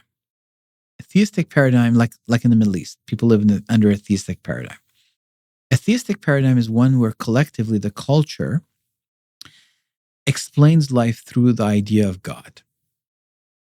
So the sciences were seen as theology was seen as the queen of the sciences. First, you understood God, and then through that, you understood God's creation. So sciences were there to document God's creation, help us understand God's creation, which is a reflection of God, which ultimately help us understand God. And this theistic paradigm that Europeans and the early colonists and settlers lived under was slowly replaced in the Age of Enlightenment by the coming of the scientific age. It took like centuries and decades and centuries of, where we shifted collectively from the theistic paradigm to the scientific paradigm, the materialistic paradigm. So David Hume, for instance, played a huge role in this, which means he said basically like, is materialism. It's a form of philosophy. The idea is that you can only believe what your eyes see. So Christians, we said, no, through the eyes of faith, we see a spiritual world. So suddenly the world of the Christian became more and more separate from the created order. It became a place of ghosts and spirits, of inner eye and inner heart and vision, and you see something everybody else doesn't, but certainly has nothing to do with this bowl of dirt that's going around this big fiery ball inside of this big vast space. Oh, God has something so much bigger in mind. There's kind of a diminishing of the created order in the Christian imagination, even though the Bible doesn't see it that way. In the days of creation, where everything is kind of laid out, is blessed. Every day is blessed. Every stage is blessed. David, being a shepherd, looks up into the sky and sings the glory of the heavens, the stars, and all that stuff. And all the ancient people, like our collective ancestors, they studied it, and they were astronomers, and they found a lot of value in it. But in the Middle Ages, we start to see this idea of like the physical universe and the physical being is profane. It's corrupt, full of sin, and by kind of some logic, that which is pure is not physical. Spiritual means not physical. So when Jesus comes back from the dead, at the end of the Gospel of Luke, which is a gospel that emphasizes his humanity, he says, "I'm not a ghost. I have flesh and bone." He goes out of his way to say that. Then he asks for food. And they have fish and honey, and they give it to him, and he eats it. Why did the Holy Spirit record that of all the things that was spoken between them? Or perhaps because that would be challenged later. the physical nature of the Messiah and the kingdom. You know, there's in Christian thinking, there is already a spirit version of God, where God manifests in his creation as a spirit. It's still him, it's his presence. It's not like some energy, like it's his presence. And then also he's outside of time and space. And he's everywhere as a father, the omnipresent, but he also appears as a man eventually. That's just how the story goes. And so there is a human version, it's a physical version. In fact, you could say that you could argue, I think, pretty successfully from the historical account of the Gospels, that Jesus essentially is a Jew. In addition to being like the Son of God, he's the son of King David. And that's what Gabriel announces to his mother, Miriam, that, he'll inherit the throne of his father David and rule over the house of Jacob. So he's the character they're waiting for, and she's blessed among the women, because Jewish women, in each generation, there was an idea among the devout, and she was, very devout, that who will be the mother of the Messiah. That was being like a great honor for a Jewish woman to be the vessel through which, life comes, the life-giving Messiah. And so the idea was that she was blessed among women. She was finally the one chosen, but then her child was then the one who would be fulfilling what the Old Testament had said about the son of David, who would be the Messiah. That's a confirmation that your kid is the one that this book is talking about, because he's going to rule over the house of Jacob. He's going to inherit the throne of David. So at some point, the idea became that no, the throne of David, that's the throne of God. He's gone, he's received the whole created order. There is no throne of David. There is no rule over the house of Jacob. He's never going to set up shop in the actual city of Jerusalem. That's over with. That becomes more and more the predominant Christian thinking, which actually leads to people killing Jews, because the Jews no longer have a purpose. And Israel has no longer a purpose. Jerusalem no longer has a purpose. The physical universe is no longer a purpose. So come with the Age of Enlightenment, come with the rise of materialism, where the Christian feels more and more isolated, and now has to say, no, you don't understand. There's more than the material world. And I know that through my faith. And so these characters, the angels and the whole world, the metaphysical world of the Bible, gets more and more transposed. The physical is profane, that's the Middle Age, gets more and more transposed in this unseen realm. And the universe and the earth going around the sun and the mysteries of the created order, that's what, materialist scientists, look into. And humans that don't have this spiritual eye to see this deeper story. And there's nothing to see here, folks. And definitely the world of angels and this stuff, there's nothing to do with God. Everything I just told you about, this could have nothing to do with the world of God and angels and Bible. And it's because that world is very different. It's first of all, not a physical world. Second of all, it's a magical world where things don't happen through sequence and process. The physical creation of God, like for instance, there's a story in the Old Testament where these angels come to Abraham. God says to Abraham, I'm going to destroy Sodom and Gomorrah. And the Abraham enters into a big bargaining story with him, like, what if there's so many righteous? Because his nephew Lot lives there and all that. But eventually when God, decides to destroy Sodom and Gomorrah, it involves angels. They go in, they grab, Lot. The people that live there want to have sex with them. That's what it says. Mm-hmm. Because they were having sex with angels, maybe, because this is what the story is, the creation of hybrids. Mm-hmm. And then these guys, they're part of the destruction of Sodom and Gomorrah. So it's like, does God really think it? And then somehow the natural universe manifests God's desire and fire and brimstone fall from the sky? Or does he send these angels and says, destroy it. And how do they do it? Do they have weapons? So the physical universe, like, do we have cars and boats and ships because we travel between the islands, the continents, the way that you can travel between the planets? And if you see space as ocean, are we mirroring the world of God and angels in some way because we are issued of that world? And these bodies of knowledge. So the whole story of hybrids for us, the reality of it, and that's why Chuck was saying there's a lot of interest in this, brought to life the story of biblical hybrids, the Nephilim, which Jerome, he translated the Bible, I think, into Latin, and he translated Nephilim as gigantos, giants. And there's good reasons why he did that. There are two ways of spelling it in Hebrew, whether it's in the book of Numbers and the book of Genesis, and one does mean giants. The other, Nephal, means like fallen ones. So the idea that in the Bible it says that these angels, the sons of God, created human versions of them by mingling themselves with humans.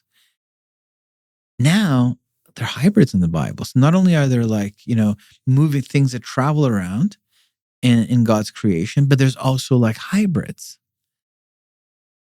And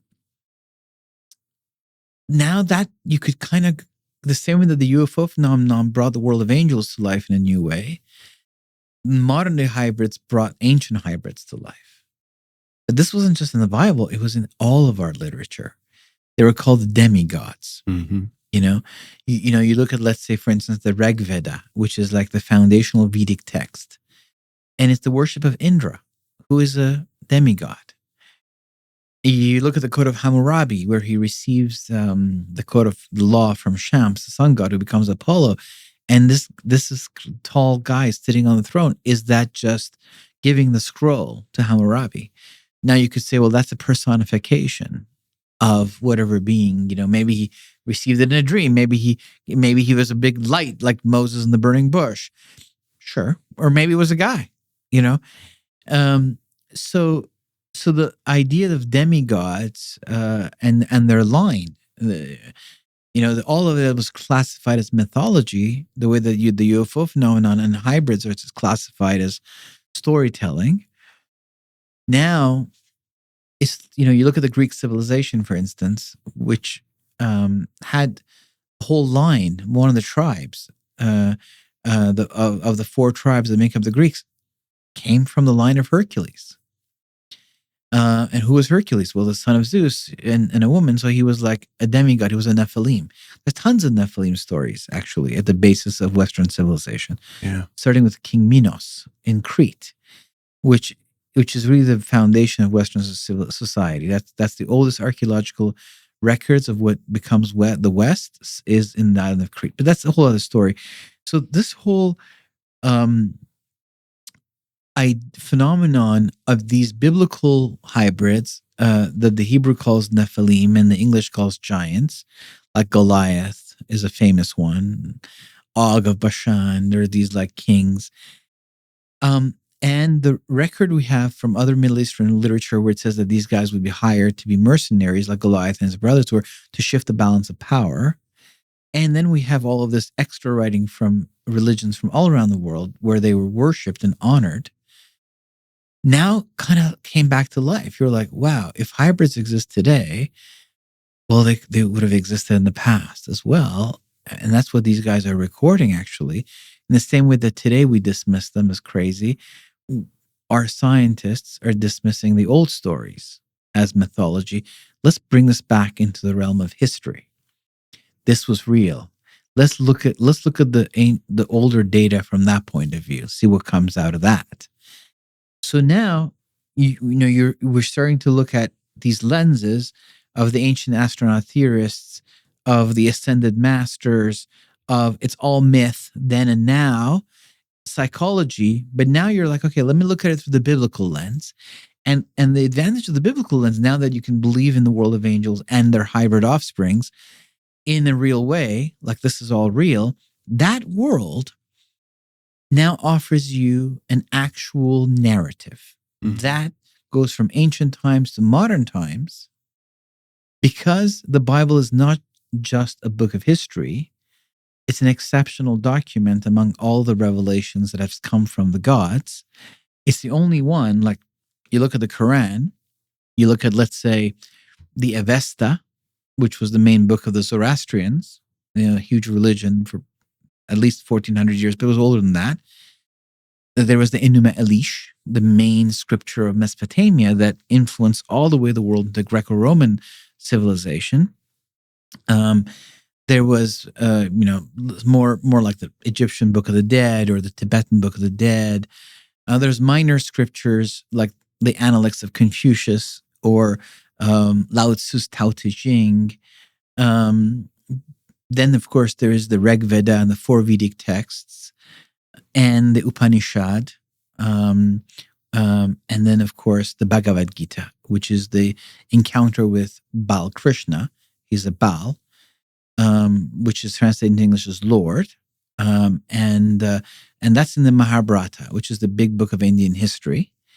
But in the middle of it, there is this guy, Arjuna, and he has an encounter with Krishna and it's a big encounter, and that conversation becomes a scripture called the Bhagavad Gita, the Song of Lord Krishna or Bal Krishna. And all of these books that are the influencing documents, the basis of human thought and civilization, the algorithms of knowledge are handed down. And at the heart of it is always the revelation of the deity.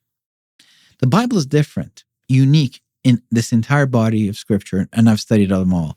I've done comparative scripture study to understand what's going on, what's the foundation of civilization. And the Bible has a distinct narrative structure where history and prophecy are juxtaposed to form the basis of the narrative. So God says what's going to happen, and then that is recorded when it occurs. So God says to Abraham, your children are going to receive this land. You're going to be slaves for 400 years, yada, yada, yada. And then the book of Exodus comes to say, wow, God said it, and now it's happening. And that becomes the pattern. God says to Sarah and Abraham, you're going to have a kid. And that kid, Isaac, is going to be the covenantal seed. And they're old. So it's kind of a miracle. It's a miraculous child. But it's also a prophetic nation. God prophesies Israel into existence to Abraham and Sarah. And from then on, the story of Israel is told before it occurs. So the whole story of Israel is told as the story of a prophetic nation.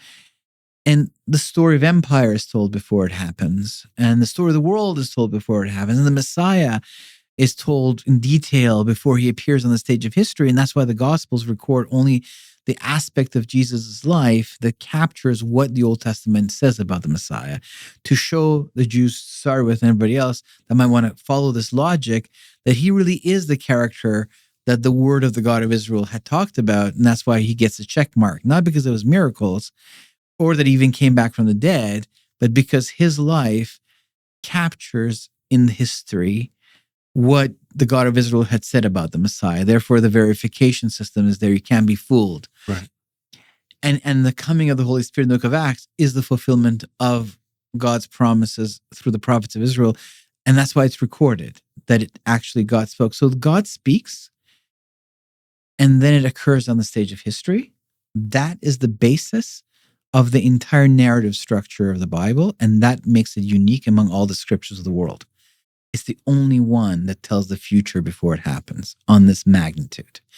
And that is to say that this is the book that comes from the one who is the God of gods, who sits outside of time and space, to whom all of creation is subject, even these other beings who may be uttering these stories and creating hybrids.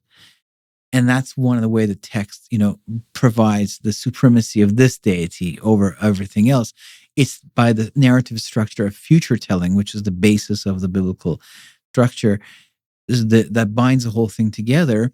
God doesn't do anything other than that which he reveals through his servants, the prophets. That's why, if you look at Nevi'im, the book, the the book, the second section of the Old Testament in the Hebrew canon is called Nevi'im. It means prophets. But in that book is also the historical books of Samuel and Kings. Why? Because for the Jewish mind, those books were the fulfillment of God's word. And that's why they belonged in the prophetic books, not in the historical books. That's how they were. So this was a supernatural document. So that uniqueness of this lens and the fact that it has archaeology supporting it. You can dig up Babylon, archaeology is a new thing. And that's why it was created. Yeah, I don't know if people know the story of how archaeology came to be. I don't want to sidetrack. I don't. Basically, it came out of Napoleon. Napoleon has an army in Egypt to fight the British because Napoleon can't defeat the British on sea. The British Navy is on a whole other scale than all the other navies of Europe because Britain is an island. And so they're really good at water stuff. And no one can take their navy. I mean, that's the secret of why Britain was never conquered, because no one could defeat their navy. So that's why the highest rank in Britain, like the army, is the Lord of the Admiralty, right? The Admiral of the Navy. And the Lord of the Admiralty is like the highest, guy. So Britain and Egypt, Egypt becomes where Napoleon is going to fight the British. And while he's there and his soldiers are hanging around, they got nothing to do, they start drawing the pyramids and the Sphinx and stuff like that. And you have to understand that all of the stuff, like even the ones that will be found in Mesopotamia, if you Google Ziggurat, you'll see like these giant pyramids. They're all under dirt. Like they're covered with dirt. I mean, you can just see like little pieces, even the pyramids. You see little pieces appear and you can see there's something underneath it. And you see but it's all covered with dirt. The centuries of dirt, the wind of the desert, burying all of this. So Napoleon's soldiers, they're like making drawings of this stuff. And those drawings come back to Paris. And at that time in France, spiritualism had taken off to encounter Catholicism, and secularism as well had taken off. The French Revolution wasn't just against the king, but also against the clergy. That's what makes the French and English society very different from each other. English human rights is based on the idea that man is made in the image of God, and therefore he has received certain rights. That's the basis of English human rights. All these English political philosophers, they go to the books of Moses and they take out the foundation of human rights, that you're born in the image of God, and you can see Adam had a choice. You could choose a curse or a blessing. Therefore, you must have free will. The government can't tell you what to believe in because God didn't force that on Adam. And he had property, had to take care of property. And then later we have with the story of Cain and all kinds of, the rights are pulled out by these English political philosophers and thinkers from the books of Moses. And that forms the basis of English human rights, which is shared by the Commonwealth and the Republic. And eventually, Thomas Jefferson kind of lays it out in the Declaration of Independence. But the French, they didn't go down that road. They rejected all of that. It was a secular revolution. But spiritualism was something that was prevalent at the time of Napoleon. And spiritualism was like looking into alternative spirituality outside of Catholicism. So you were looking into spirits, mediums, channeling things, and different types of spirituality. And so these guys, they formed what was called the Salon. It was run by women in their homes, aristocratic women. And you got together and you discussed spirituality, but in the context of spiritualism. And they got these drawings from the soldiers and they loved it. This stuff looked so weird and occult and wow, like this, what's this? What is this? And so then these guys said, wait a second. Are you telling us that all the stuff that we read about in the Bible, these ancient cities, the Babylon, Assyria, Egypt, and stuff we read in like Greek writings, like Homer, Ulysses goes around in the Odyssey from port to port. This stuff could actually be there. and we could go dig it up. Like, is this for real? So they proposed the birth of a new science, archaeologos. Logos means knowledge, the bodies of logos, the bodies of knowledge, biology, physiology. This is the knowledge of. And these are the foundations of Western humanistic sciences that compete with the Bible. Or now they do, but originally they didn't. So anyway, archeo means old. Archaeologos means the study of old things, archaeology. And they assign themselves a mission. And the mission is to find the empirical roots of Western civilization. Now, Western civilization is not based on fairy tales. It has strong foundation. And that is going to be found in the writings of the Hebrews and the Greeks, the two pillars of Western civilization. They're going to go look for the stories of the cities of the Bible, and they're going to look for the stuff in Greek literature, the cities of that, Ulysses travels, the ports of Ulysses. They're going to see if they can find it to show that this stuff was real. And therefore, Western civilization is based on, and in Homer's writings, there's lots of worship of the gods and these beings that Ulysses is involved in. That Western civilization is not based on fairy tales. It's based on real stuff. And therefore, it has strength behind it. And with this, they set off looking, and there's ambassadors, out to the Middle East, and they think they're going to discover Assyria, because that's they kind of about 1,000 years before the time of the Lord. They're like, anything beyond that is probably myth. That's as far as we probably were going to actually find stuff. And of course, what they discover blows their mind and changes the world forever, especially once they never thought ever that they were going to actually discover libraries with thousands of tablets. Well, we have now about 1 million tablets. Most of them we haven't read because, you have to go to university. You have to learn how to read, ancient Akkadian and Sumerian and all that. Then you've got to get funding from someone who's going to pay you to sit and read it. And so they're all sitting there, but the stuff we have read, which is, pretty good sample, it has really revolutionized the thinking of Europeans. And I would be a huge sidetrack for us to go into that, but I just wanted to explain that at the time where Darwin's ideas were kind of traveling through Europe, it's as though God blew off the sand off the Mesopotamian desert and brought back the ancient biblical cities. They were very surprised that they discovered the towns as attributed to Noah's children in Genesis chapter 10. They found every single town minus one. Wow. And that was to their own surprise. They were shocked.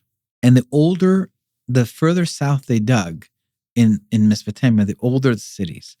And when they finally got to the oldest city, Eridu, where some people speculate we get our name Earth from, like in English, through High German. But Eridu is an old Mesopotamian name, and there are tablets that we have from the libraries of Mesopotamia that tell us that Eridu was one of the 4 great cities from before the flood. That's what it says. But Eridu also had a post-Diluvian history, and that's the oldest human city. And when they find it, there are pillars of temples, and they're confused. No matter how back they go, humanity is advanced. They don't see the stepping stones of how we create little huts and then learn how to do this and learn how to do that. And all of it, the knowledge that came for architecture, temple building, which is super advanced. You have no idea how advanced it is to build a ziggurat that lasts 4,000 years. You try to build a house that lasts 4,000 years. Yeah. It's super advanced. I remember this architect, he was saying whoever built the pyramids could have built anything they wanted to. If that's not your area of knowledge, you don't realize how advanced math, how much engineering is behind something like that. But all of it came, according to the libraries, from knowledge that was handed down to us. Architecture, laws, the worship of the gods, which was central to all of it. and the laws of the gods, which were the codes of civilization, and medicine. They were performing surgery, and military arts. And when you kind of go into before the flood, there's the book of Enoch that talks about the creation of hybrids. That's like probably the oldest, book that talks about the creation of hybrids. But with that comes also 7 bodies of knowledge that are mentioned by 7 of these, 250 beings that hand out this do this creation of hybrids. But there's these bodies of knowledge handed down. And these bodies of knowledge are what we would classify as sciences today. But they were actually the building blocks of an occult religious system of worshiping them. And when you look at, there's a story that happens before the flood in the Bible where the line of Cain has all these kids. And each one of those kids we are told, has a body of knowledge. Like this one was the father of the metallurgists. This one was the first one who came out with music. And it gives you a list. And the old Jewish commentators used to say that because this is a line of Cain, all of these bodies of knowledge was used for the worship of the sons of God, or what Christians eventually call fallen angels. That yes, there was metallurgy, but because idols were created. Yes, there was music to worship these beings. So the reason they're all mentioned under the line of Cain is because already these guys are corrupting the world. So if you say to me, so the ancient hybrids are created, so what is kind of the big picture of, what does the Bible say about why are hybrids, among us? Always have been from the past and the present. So the big picture answer is that the roles that they have in the Bible is essentially can be summarized in one word: to corrupt the world. What does that mean? It means to deflect humanity to the worship of these other bodies of knowledge and occult and their fathers, their creators. They are the saviors of the world, we are told. Their purpose is to destroy the covenants of God. They're covenant breakers. They are the killers of those who are the holders of covenant, which was the Jews. So destroy the line of Abraham, corrupt the earth with an alternative knowledge, fill the earth with the image bearers of their fathers. So we are made in the image of God. They are inserting themselves into those who are made in the image of God and creating beings in the image of their fathers. So their fathers, the sons of God, these fallen angels, are creating beings in their own image. But they're using the image bearers of God to do it. So they're reaching into God's creation, if you take the story literally, who are made in the image of God, and they're corrupting that image bearer by making from it one in their own image. And then speaking their own laws and their own religions. And the whole thing is targeted against the covenants of God, against the plans of God, to corrupt it and to bring about a counterfeit religion of their own that draws from the religions of God. Like there's, for instance, let's say urbanization. So people are living as farmers and cattle herders, like Adam's 2 sons, Abel and Cain. And that's what we see, the record out of Mesopotamia.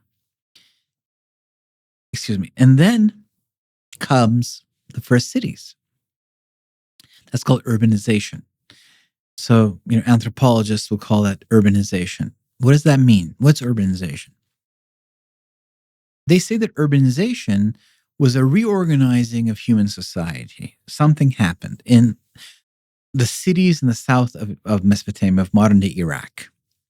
What happened? Well, these guys appeared. They were called priest kings. Lugal, NC. They're also called shepherds, because they were going to shepherd humans, the people who lived under them, for the gods. They were the shepherds of the gods for the humans. And they built these giant temples, the Ziggurats. And these guys would sometimes be inside of it because they were kings, but they're also priests. And now the entire society went from a patriarchal model of tribes and clans, like the House of Jacob or the clans of Scotland. And now they gathered around these priests, kings, like the Pharaoh was a very famous one. Mm-hmm. And if the priest king, served his God well, like in the case of the pharaohs, or Egyptian Book of the Dead, then you were resurrected in the realm of the gods, as long as you served him well. The entire dynasty had to fall in line. And so the reorganization of society from clans to priest kings is what is called urbanization. So society was reorganized to follow these characters who were priests and kings and shepherds of the gods. And that is what happened in the south of Iraq. And that's what led to the birth of the first cities of the world. Mm. So we could have a final ruler just like that. And then these guys, when Abraham is brought out of the Ur of the Chaldees, Ur, if you Google the ziggurat of Ur, to the moon god, huge structure, it's still there. And the crescent of the moon was a symbol of it. And we've discovered more temples to the moon god than any of these ancient deities. And when God brings him to Melchizedek, and God says, this is my priest king, because Melchizedek is the king of Shalem, which is apparently Jerusalem. And he's also the priest of God. He's the first priest of God in the Bible. That's because Abraham is used to that. Where he lives, that's how it works. God is just redirecting him and saying, okay, this is my priest king. And that's the one I want you now to focus on. He's going to teach you the ways of my religion. He's going to teach you about monotheism. He's going to teach you how to sacrifice properly, as the priest. So there's a recent there's a recent archaeological find that made a lot of noise in Israel where they believe that they've discovered the original temple of Abraham, where Abraham was doing the sacrifices. Wow. And it does seem a lot like the basic foundation of what eventually became temple sacrifice is there. All the elements are there. There's a rock that's standing straight. And the idea was that rock was anointed with olive oil. And there's like places for blood sacrifice. And the idea is that Melchizedek taught that to Abraham.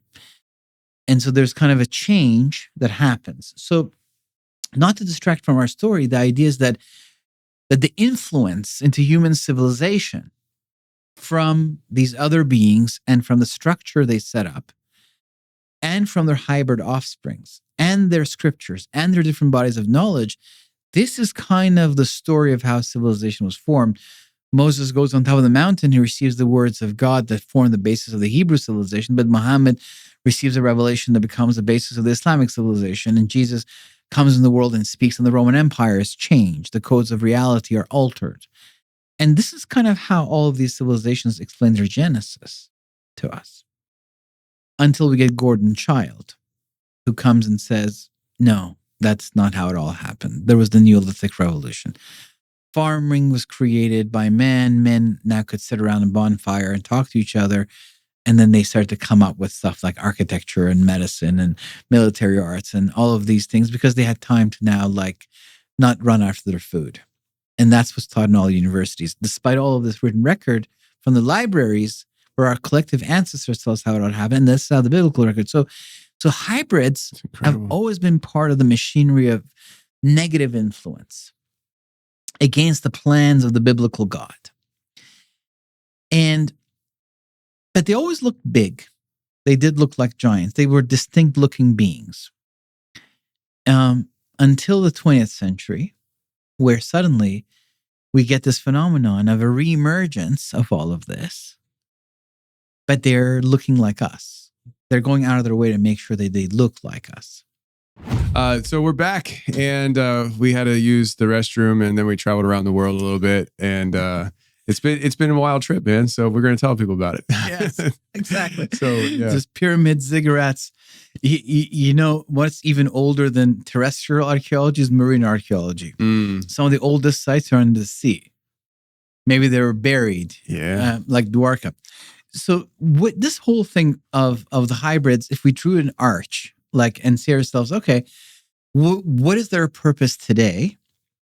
Once you acknowledge that they were real and all that stuff. So the Bible tells a single story, and there's many books. And it's by designed that way because every guy, every prophet, every character gets a piece of a puzzle he doesn't quite understand. When you click it together, it forms a coherent image to point to us that there was a common author that put it together, even though there's hundreds and thousands of years apart, these people, but yet they're speaking to a single story. And that story is told before it happens. And so what is that story? The story is the tale of redemption. And what does that mean?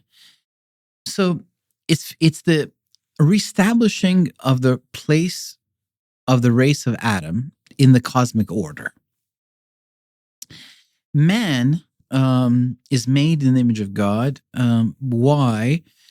To bring to the creation God's instructions, to be the teacher of the angels, to bring God's instructions to created order, wherever how vast it is. I don't know if it's in the universe, beyond the universe, whatever.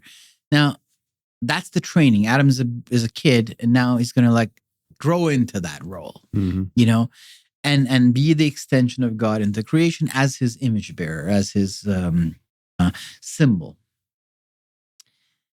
But the story is that that's not quite acceptable to all the characters in the cosmic order, and the host of the heavens and the host of the earth. They have free will. They have their own ideas. And there's one guy, and we're told in the book of Isaiah, the 5 I wills of Satan, we're told. He's got this desire to be like God, to be the number one principle of the created order. He wants that job for himself. And doesn't say in the Bible that that's what led him. That's a conjecture. It's like taking the pieces of a puzzle and trying to stick it together. So it's just a conjecture. But the idea is that he decides to take out his competition. He doesn't want to kill him, because then every finger would point to him. But more like a lawyer, more like a logical creature, like a Vulcan, he decides to simply invite him to break the commandments of the very God that would, in the court of God, condemn him to death by God's own laws. He just made a suggestion. But unfortunately, the accepting of that suggestion activated God's death decree. God has to follow through with his own laws. So it's a very kind of a tricky way. It's a very crafty way of getting rid of someone you want to get rid of without having the finger point to you, right? Mm-hmm. And so kind of that becomes the story of man is exiled and condemned to death. Kind of like Israel is exiled from the land and wanders the earth. Jacob is exiled from his family, and he gets into a big trouble because he takes his brother's inheritance, and they get into a fight, and Jacob has to leave. And there's all these exiles, the wanderings. And so man is then set out to wander and is separate from God, distant from God, and dead.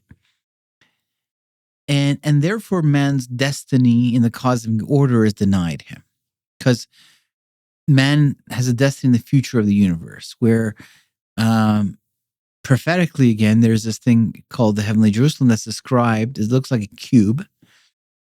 And when you're kind of in it, you're in the presence of God face to face, which means that you're like incredibly pure to not be disintegrated. And there man resumes his role as royal priest and as child of God, an image bearer of God. And when kind of the heavenly Jerusalem kind of, sets into place and man enters it, that becomes like the entire universe becomes a temple. Like how the Ziggurats had stages, the temple of the gods. But the temple of Jerusalem, the architecture of the temple of Jerusalem, which Moses is told that he's shown heavenly things and is to create earthly replicas of it. So everything about the temple is a clue into the larger architecture of the temple of God, and the universe. So the idea is that there's the outer court, the inner court, and the Holy of Holies, for instance. So the universe becomes, in a way, like the court. And the heavenly Jerusalem becomes the Holy of Holies. The universe becomes a temple because God's creation is in the midst of it, let's say. Now, I'm saying universe because I don't know more about what's out there than the universe. I can only see as far as the universe. You can call it the creator order. And then when man enters it, man enters the Holy of Holies, and now everything clicks back together the way it was meant to be. This disruption is kind of, absorbed and dealt with. So this is the final destination. But to get to that destination and be healed and redeemed, there's a story. So Adam is exiled, condemned to death. But then the tale of redemption begins. And it begins really with the character of Abraham.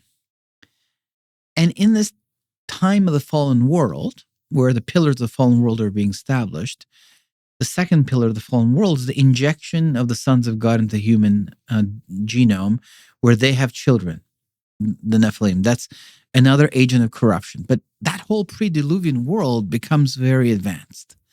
It's like the story of Atlantis nearly. They give information, they give knowledge, then they have their kids run it, like these hybrid offsprings. And after the flood, we get the character of Nimrod. And the Nimrod's tale, like in Jewish, legends, let's say, because we don't know, it's just some guy. It's not like the Bible. But some of it is like handed down like knowledge. It says that Nimrod said to his fellow man that God was kind of bad and he had killed their ancestors. And that those other beings, the ones that fell under judgment, the father of these hybrids, they were the good guys. And we need to kind of go back to worshiping them and to create a civilization under them. So that's the first attempt after the flood to recreate the pre-Diluvian order of the sons of God and their hybrid offsprings. That fails. God comes in and dismantles that and creates division so that strength and that unity. And the idea is that there's an attempt always to recreate that. And so these guys, they are trying to stop the plan of redemption and inject themselves into the fallen order, create their own image bearers, and export the revolution into the heavens. So they come and they attack this plan of redemption that God creates. That's the second pillar.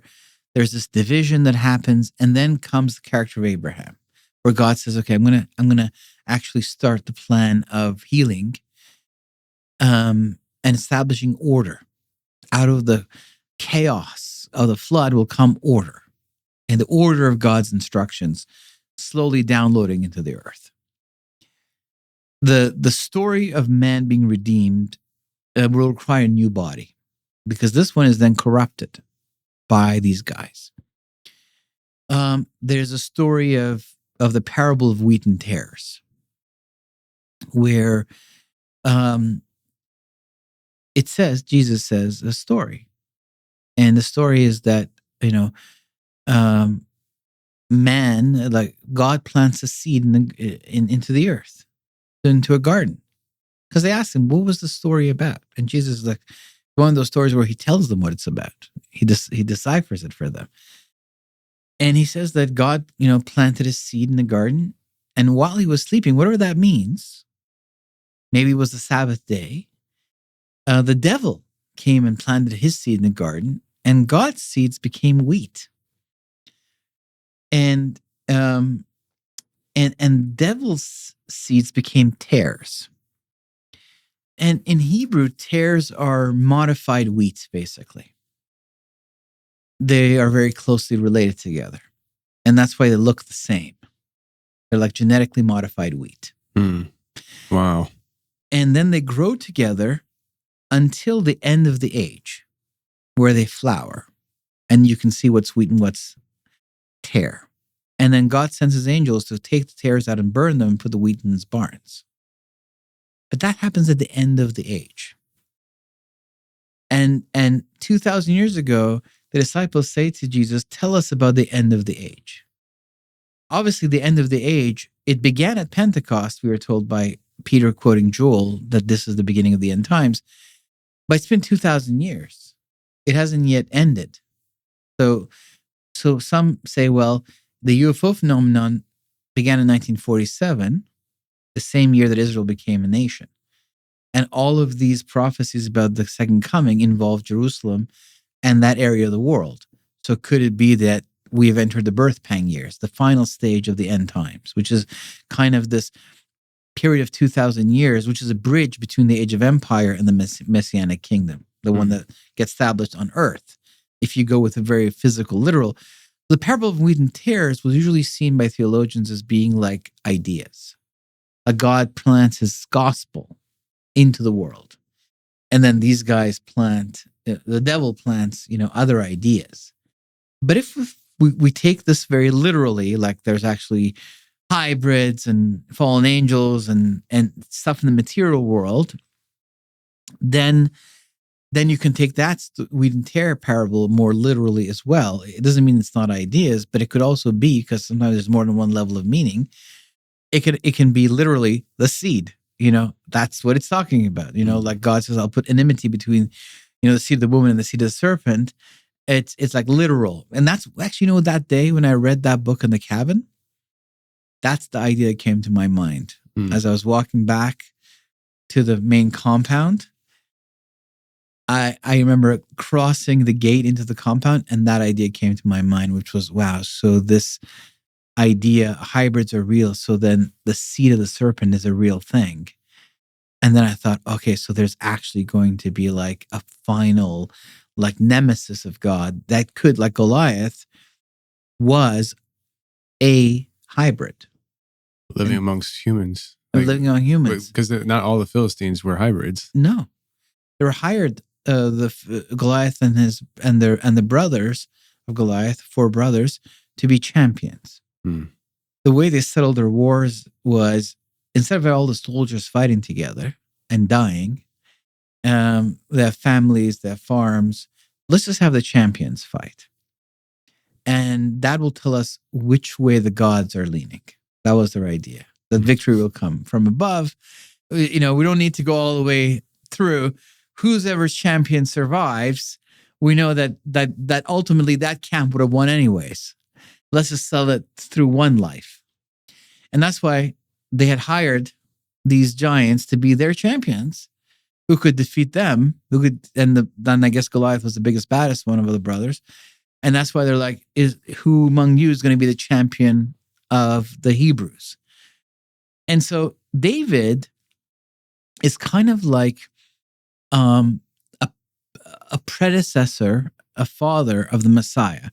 The Messiah is going to come from the line of David. He's going to literally be a son of David. And that's why Jesus says genealogy traces him back to David.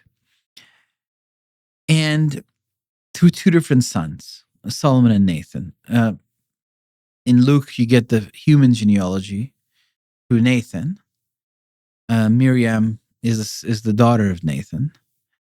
And then through Matthew, you get the legal genealogy through Solomon. That he receives the heir he's the heir to the throne, because he is legally goes back through Joseph to Solomon. But physically, biologically, it's through Nathan. Because there's a curse that's spoken on the line of Solomon. But anyways, so the point is that this idea can be taken literally, that there was actually these seeds planted. So if the wheat and tare parable is actually a big picture parable of this phenomenon, it would imply that as these guys planted themselves into the human world, that the spreading of it is quite deep. It's not just a guy like Goliath. Mm-hmm. It's deep. It's wheat and tares to the level where the angels are like, let's tear the tares out. And God says, no, if you do, you're going to pull my wheat out too. Mm. So if someone killed this person who's ultimately very much genetically the manifestation of a tare, but maybe their grandchild is a wheat. Mm. They're all intertwined. So the idea here is that you have to wait for the end of the age, where everything is going to be settled and manifested. So the intrusion into the human DNA would be quite extensive. If you see this parable as like a master picture of this phenomenon, which now you can divide into seasons of history, they all have, it's always the same thing. It goes against the covenantal purposes of God in every season of history. And what is the covenantal plans of God? It's the plan of redemption, of restoring the human race in its rightful place, in a love relationship. It's not just a political saga. And the story of David and Goliath are central because if David is the type of the Messiah and Goliath the type of the final nemesis, he's a Nephilim. And so the idea is that there'll be like the seed of the serpent becomes therefore an actual person. And the seed of the woman, of course, is Jesus, because usually the seed is from the man, unless you adhere to the virgin birth. In that case, the seeds are from the woman. So it's the idea becomes, you can read it futuristic eschatological, meaning that it ends up manifesting in the life of one man, a seed of serpent, a seed of woman. Or you can read it historically, that these are lines. You can go both ways, I guess, because there is evidence of lines. So they play different roles. For instance, the pre-Diluvian civilization to create image bearers for themselves, rule God's creation, and deflect worship to themselves. Mm-hmm. They're trying that in the age of empire after the flood, God dismantling it, but then they keep trying it. And then God says to Abraham, you know what? I'm going to give you this land. And God reveals the boundaries of the land. And so when the children of Israel show up and they send spies in the land, they get afraid because there's the giants living in the land. The Anakim, the Zanzumim, the Rephaim, the Umim. And that dissuades them from going in, which displeases God. Only 2 of the spies bring a good report. We can do it. They bring even the agriculture. The grapes are even giant. And then the 10 other spies say, no, we can't do it. They bring an evil report. And God is displeased by that. And that's why they get to wander for 40 years in the wilderness until that entire generation is dead. And only their kids are allowed to go in, minus those 2 spies that brought the good report. And Moses can't go in either. He watches from Jordan, from Mount Nebo. He sees the land, but he can't go in for a different reason. But that becomes a weed, an obstacle. The way that this time when they come back, there is Islam, this other religion that's making it difficult for them. There's always like an obstacle. Mm-hmm. It's never an empty land, and it's never a peaceful entry. Every time, even in the time Nehemiah, when the Jews are freed from Babylonian captivity by God, who declares the Cyrus a Messiah and declares that he's going to prophetically that he's going to actually free them, and then Cyrus comes and frees the Jews. They go back and they want to rebuild a temple in the city.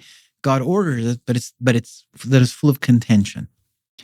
It's always there's always an obstacle, and this obstacle, I guess, would be coming from the world of these things. So in the 20th century, we're like, okay, if it's true that we really are living in the end times, if that's our proper reading of the season of history in which we're living, then the idea would be that this time, this whole phenomenon of the sons of God and their hybrid offsprings is this time trying to affect that event.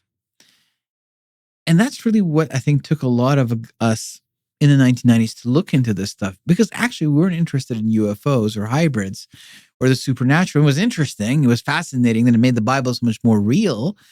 kind of brought it out of the fairy tale version of Sunday school into something much, more interesting. But ultimately, what we were trying to crack was, are we living the second coming of Christ? That was what we're trying to crack. These were just pieces of that puzzle for us. Our focus was on that. And eventually I noticed that over the course of decades, it just became its own conversational piece. But that's not how it was treated then. These were like just stepping stones. They were like another piece of the puzzle fits, because we were looking for the signs of the times. Are we living in the times of the signs? Yeah. Because, that's how you know whether you're there or not, right? There's no date given to you, but there's an indicator. So you're told to be vigilant and observe for those indicators and not be drunk and sleep like the rest of the world, allegorically, but be diligent in looking for the signs of the times and kind of live in expectation of it. So with all that was happening in the world, especially with the creation of nuclear weapons, the idea was, sooner or later we're going to start using it on each other. Obviously, we've never created a weapon that we have never used. So we're kind of like getting that dangerous place, and then genetic engineering, and now quantum computing and AI, and we just keep going deeper into a world that can be really very different from anything else. So I was like, okay, let's look into this stuff. And now you suddenly are discovering the UFO phenomenon happening at the same time Israel becomes a nation. And then you have these hybrids come, and then you look in the narrative. What are they saying? What's their story? Oh, they are the saviors of the world. They are the saviors of the world. They are the pseudo counterfeit saviors. We don't need to worry about Jesus. They're going to give us immortality eventually, because they're going to crack the DNA code and show us how to heal ourselves from genetic disease, and we're going to get an upgrade, if scientifically, into prolonged life, and eventually maybe eternal life. Somehow, scientifically, there's a way there, and they're going to help us with the problems of the world. Okay, so that's interesting. And then technology takes a leap forward. So you got farming. Thousands of years. We're living with farms, horses, and chariots everywhere, the whole world. And then suddenly, the oldest account of the creation of hybrids goes back to the mid-19th century. When you start to really look into it. And you start to see that it's kind of coinciding with the birth of the industrial age. The Industrial Revolution begins. The power of steam is harnessed in England. And now we start to move forward really rapidly, right? And then comes World War II and the Nazis. They're very kind of dark creatures. And they say, no, we're the master race. And they want to kill the other race, the chosen people. And they're like, oh, no, we're going towards the 1,000-year Reich. That was the purpose of the Nazi regime, to create the 1,000-year Reich. We're not going towards the 1,000-year kingdom of Jesus, like it says in the book of Revelation. We're going to the 1,000-year Reich. It's not about the Jews, it's about the master race.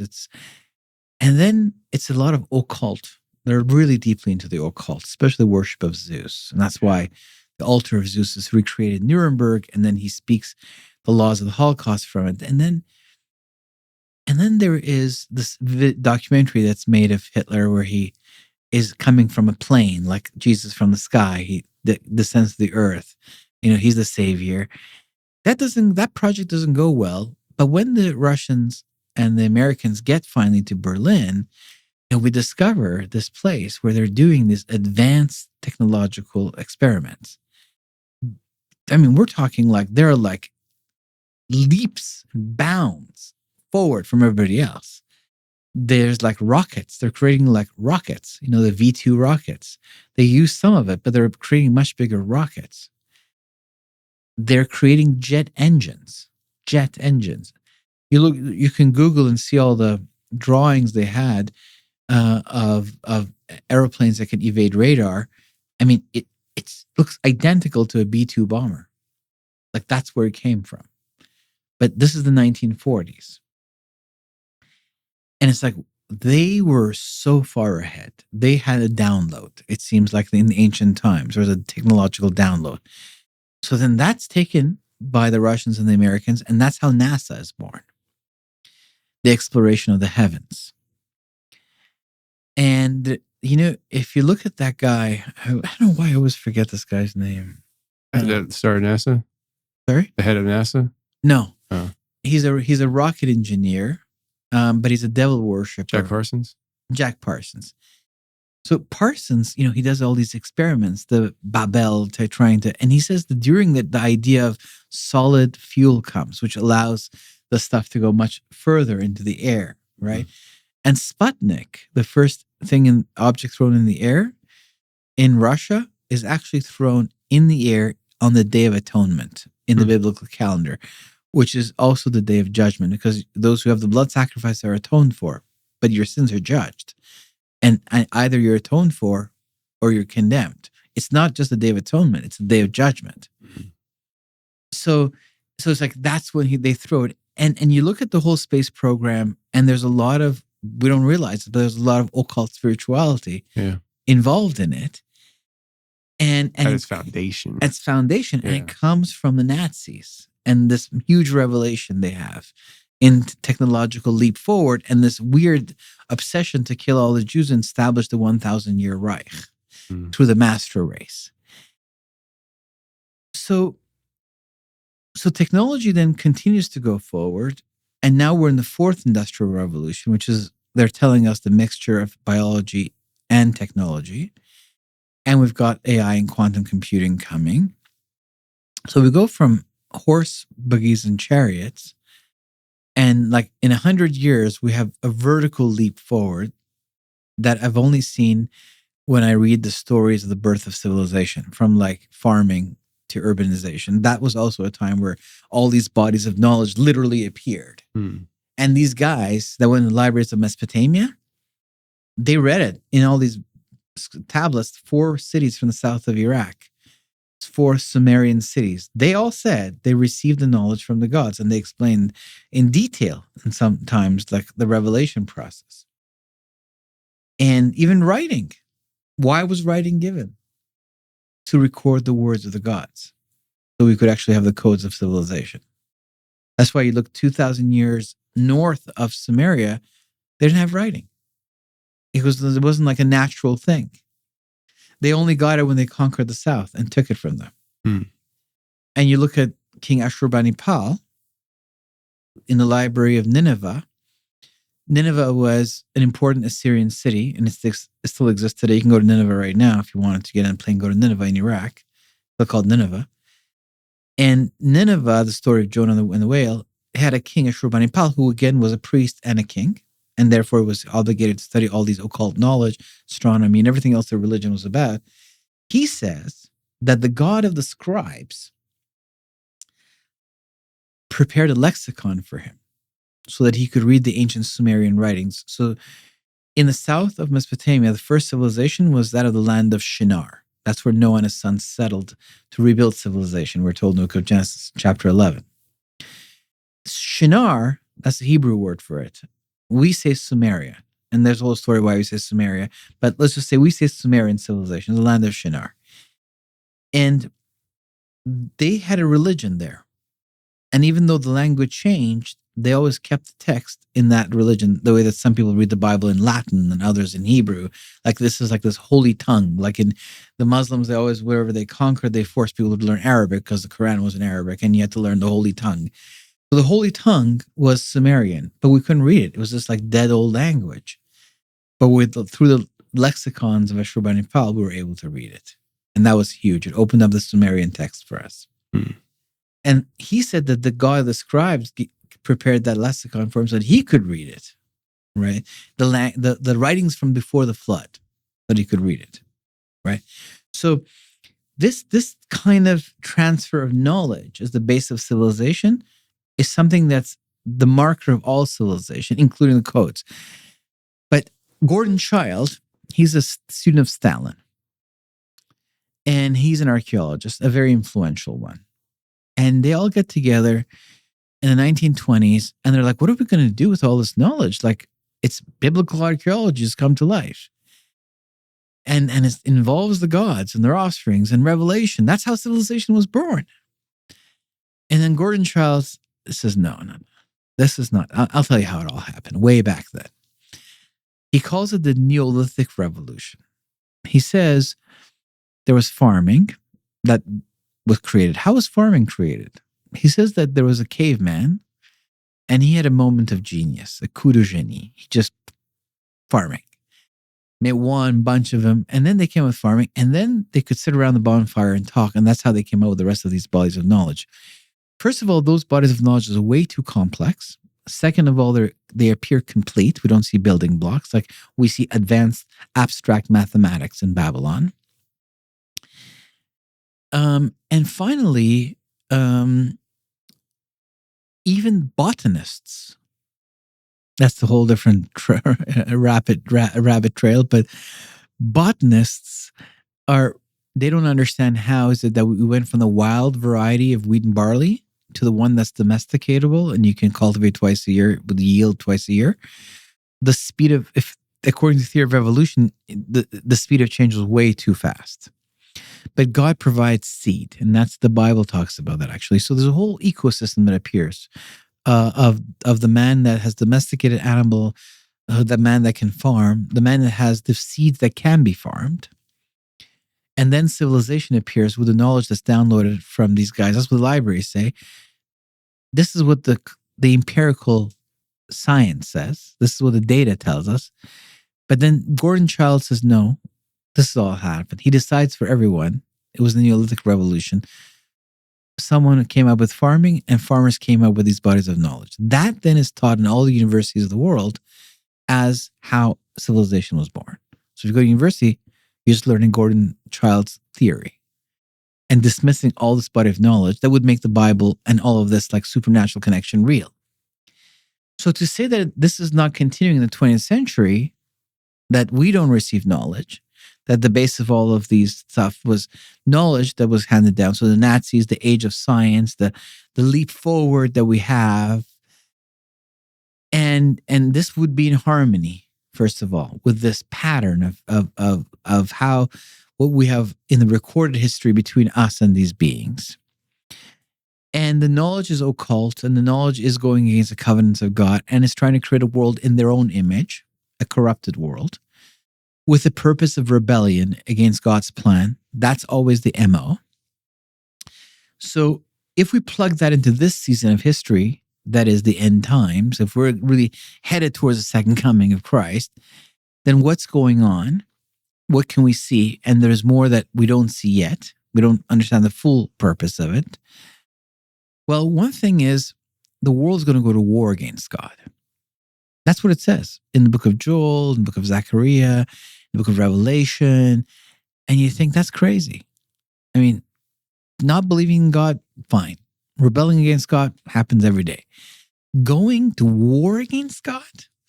Like, that'd be insane, right? If God shows up, with all his angels, and you're like, okay. I want to fight. Okay, good job. Let's do it, right? And the armies of the world gather. And you think, unless, of course, reality is altered, where the whole thing is presented in the UFO clothing, where the world of angels is, and that was the conjecture in my documentary, where we said, okay, we think where it's going. This is the great lie, that a reversal of reality is going to happen, where Jesus, the way that the fallen angels, who were the gods of the ancient world, have rebranded as modern-day aliens in the Darwinian scientific paradigm. It's the same phenomenon, but that's the new tag for our society.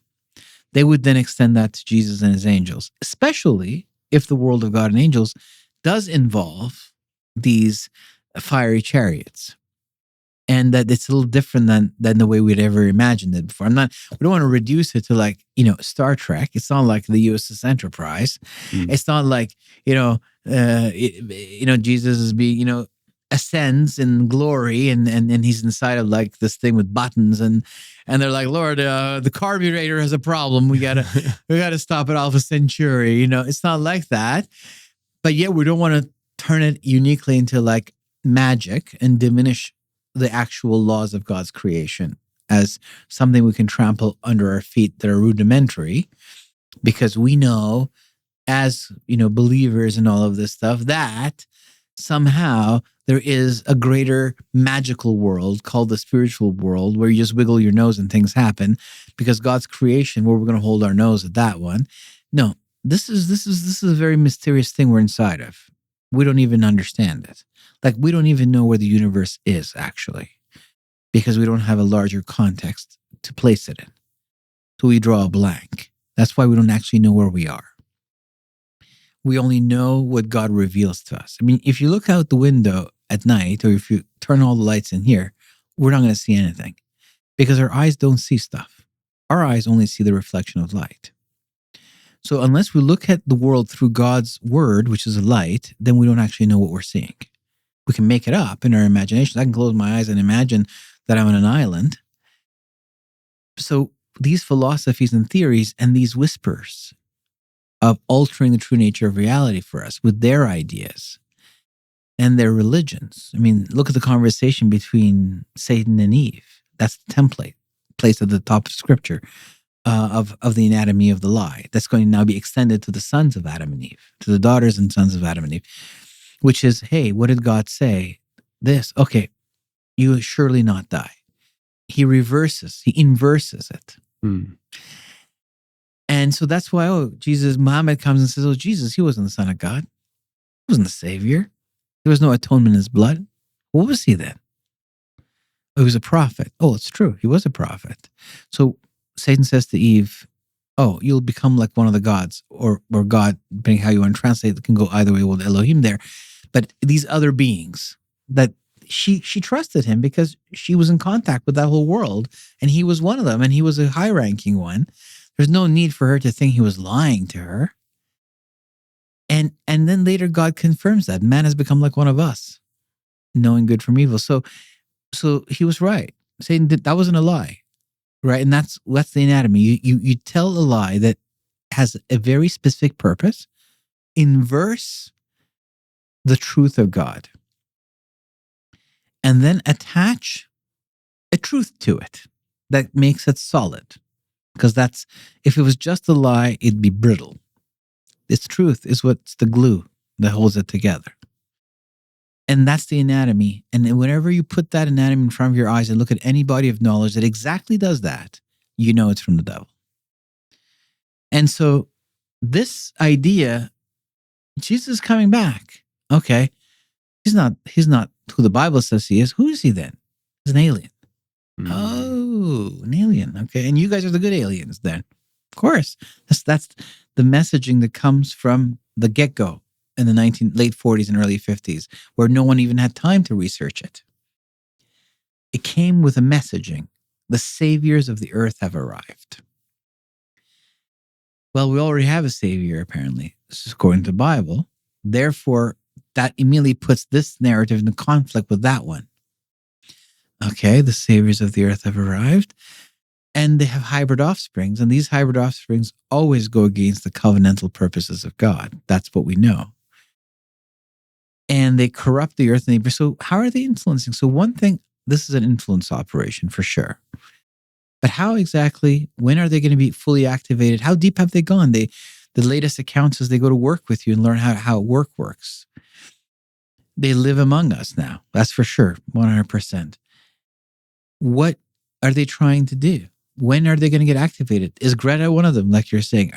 Are they good enough to go into the on TV and into politics, and we don't they look human enough and they act human enough? They have enough warmth, or is it the ancient bloodlines that they created among us, the wheat and tares system, where those bloodlines form the elites and the worshippers of Baal, and somehow those are the ones that are been here much longer, and they've procreated for centuries and centuries and centuries, so they're a lot more human. Are they coming after people's families because these people they're kidnapping and abducting and using are more like the descendants of these ancient bloodlines? There's a bit of match for them to do this. if you see it as one big story, the tale of the redemption of man, this is one story. So you can connect the pieces of it. It transpires through time.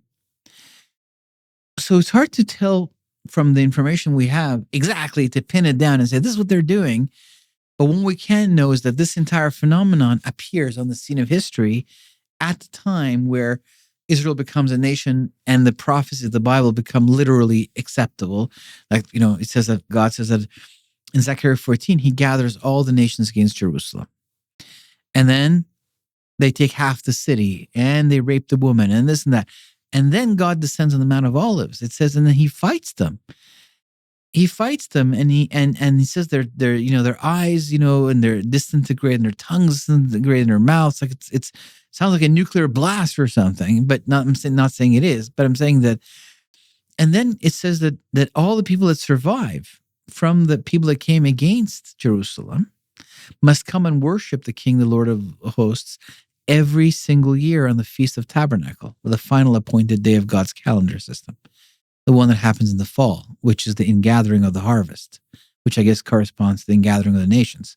He's crucified on Passover, which is the first feast, and the Messianic kingdom begins on the Feast of Tabernacle, according to Zechariah chapter 14. This event is concrete. This prophecy of the whole chapter is super detailed. Zechariah 14. Never happened before on the stage of history. You can spiritualize it all you want and say, the temple is destroyed and the Holy Spirit came and went to the nations. That's what it was really talking about. It doesn't match it at all. It's so detailed, so incredibly detailed. Earthquake, details. And so if this is really where history is headed, then these guys, why are they giving us all this technological leap forward? If knowledge boosts are actually given to us throughout history, codes of civilization, then that would mean they're preparing us for the war of angels. They're giving us the technology needed to actually be able to pull that war off. And wait till we get AI and quantum mechanics or quantum computing and all that stuff. We don't even know how this is going to change the world. I don't understand it. It's not my area of specialty, but I'm told over and over again it's going to change the world more than the internet did. And I was here for that. So I know. Yeah. So I know that much, You were talking about Google Video. Right. I forgot about that until you said it. I was like, it wasn't always YouTube. That's right. I forgot about that. Man. So essentially the hybridization, the modern Nephilim building today is intertwined with the advancements of technology and information and knowledge to I would say your maybe theory or thoughts are that it's to gear up humanity in deception for a final battle. Yes, and on the way to that, to create the pre-Diluvian civilization. So Jesus was told that it'll be like the days of Noah when he was asked to talk about the end of the age in Matthew chapter 24. Why did he say that? So in the Hebrew way of reading the Bible, like his disciples, the rabbis ask themselves the question, like, why is there all this history in our holy book? Like, why isn't it just God, temple, worship, laws? And one of the answers they came up with was that these were the ages of history that were pregnant with a future age. They were small templates of future ages. Like when Jesus says, when you see the abomination of desolation appear, that's spoken of by Daniel the prophet, leave Judea. He's going back to the story of Antiochus Epiphanes, where this man comes, Antiochus Epiphanes, and he puts, he says to the Jews, like, this is when the Jews are subject to the Greeks, to the Hellenistic Empire. And the Romans and the Babylonians destroy the temple and stop the worship of God and that kind of thing. But the Greeks take a different approach. They Hellenize the Jews. They say, you know what? How about philosophy? How about the worship of the gods? And eventually they adopt these things. They wear togas. They stop eating kosher food. There's even a surgery that some of them do to reverse their circumcisions. And then high priest doesn't play ball with Antiochus Epiphanes, who's the Greek ruler of that area. And so he changes the high priest. He puts a new high priest in. That takes a Greek name, Jason. And that high priest, they decree, they say, you know what, the Bible can't be read anymore. They read the Bible every week. And they divided the books of Moses. They say they can't read it anymore. So today, all the synagogues in the whole planet Earth read exactly the same chapter and verse every week. And it's called a parsha, which means division, the divisions of the Bible. But with that, they read a passage from the prophets, the Nevi'im. Why? Because in this time where the Bible was forbidden to be read, you couldn't read the books of Moses, these scholars, they said, okay, what can we find in the prophets, which are kind of the books of Moses outlined, like brought out and explained as it unfolds through history, which passages correspond to what we used to read when we were allowed to? Let's read that. So we stay on track. Now those two are read together every week in every synagogue in the world, every year over and over again. So what happens is that the Greeks, they start to bring spiritual darkness into the land. And then they forbid the reading of the Bible. Then they say you got to sacrifice to the gods. Then Antiochus Epiphanes comes, and he then goes into the Holy of Holies where no one was allowed to go, other than the high priest on Day of Atonement, where the presence of God would descend in the time of the first temple, starting with the day it was inaugurated by Solomon. The presence of God descends into it, the glory, Shekinah. He goes in there, and then he erects a idol to Zeus in the Holy of Holies, because he was the devout worshiper of Zeus. And then on the altar, the sacrificial altar, he sacrifices a pig. And that shuts the temple down until a priestly family, Judah Maccabee, rebels and says, no, this is not acceptable. And even though they're a bunch of hillbillies, like they literally live in the hills of Judea and they're like militias, they decide to take on the greatest army in the world, which was like the Greek army of Antiochus, which was divided into phalanx, which is the basis of the legions. And the way our armies are today divided. And so they're very like organized and like a professional military. And they defeat them. And they reestablish the temple. They rekindle the light of the temple. And that's called rededication, the Hanukkah. And Jesus attends the rededication feast in John chapter 10.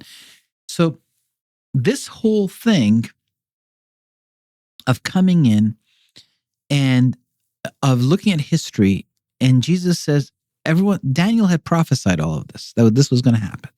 And then it happened. And everyone thought it was done. And then Jesus comes and says, no, this was a template of a future event. This is going to happen again.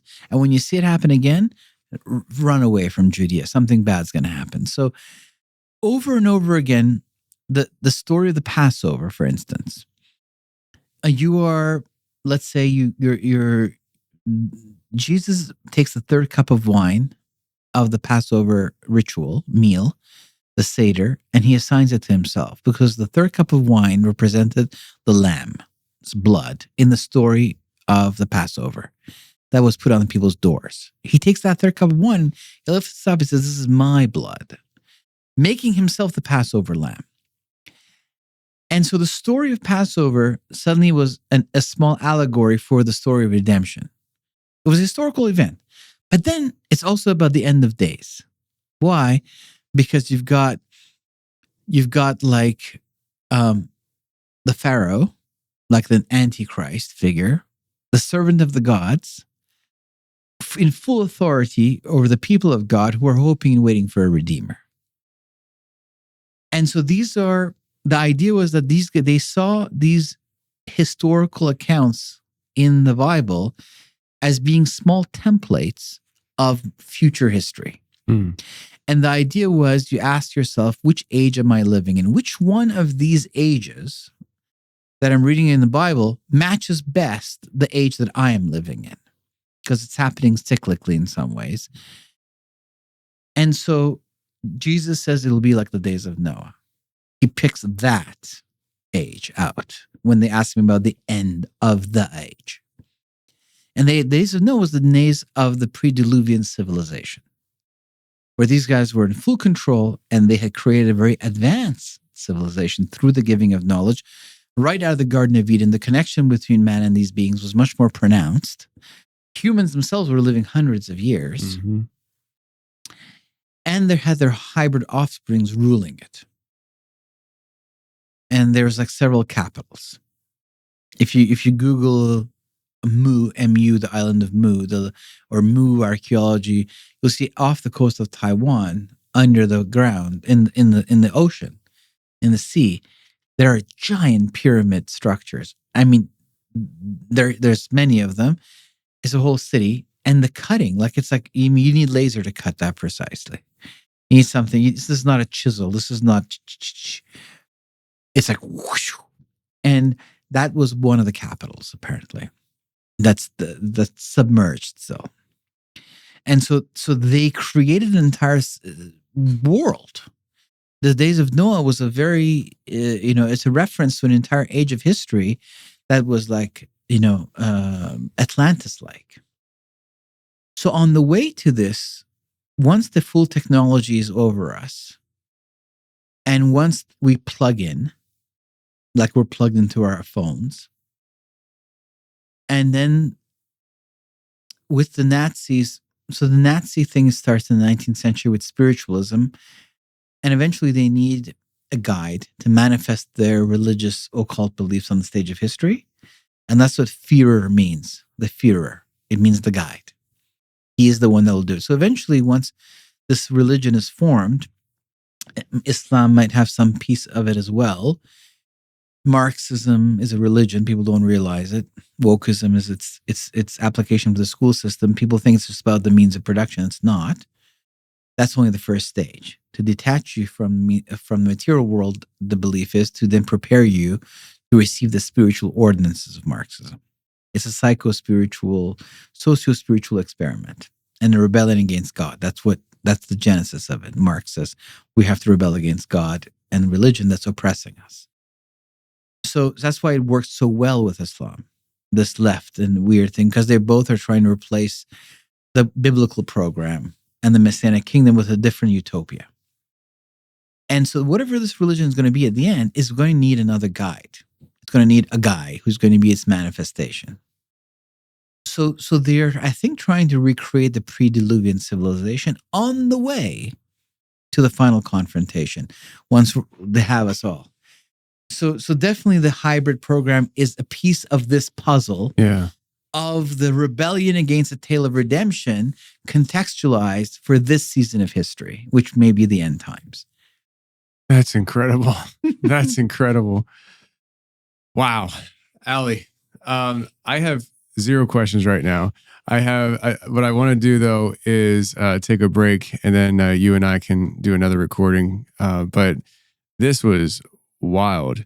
And the fact that the hybridization idea is just a small piece of this, and that the idea that there's this final battle coming, and the reverse it's almost like reverse psychology on mankind with this, and tricking them. It's wild. And some have speculated that some of these hybrids may feel the fields of Armageddon. Wow. So we'll have to see. We'll soldier it, right?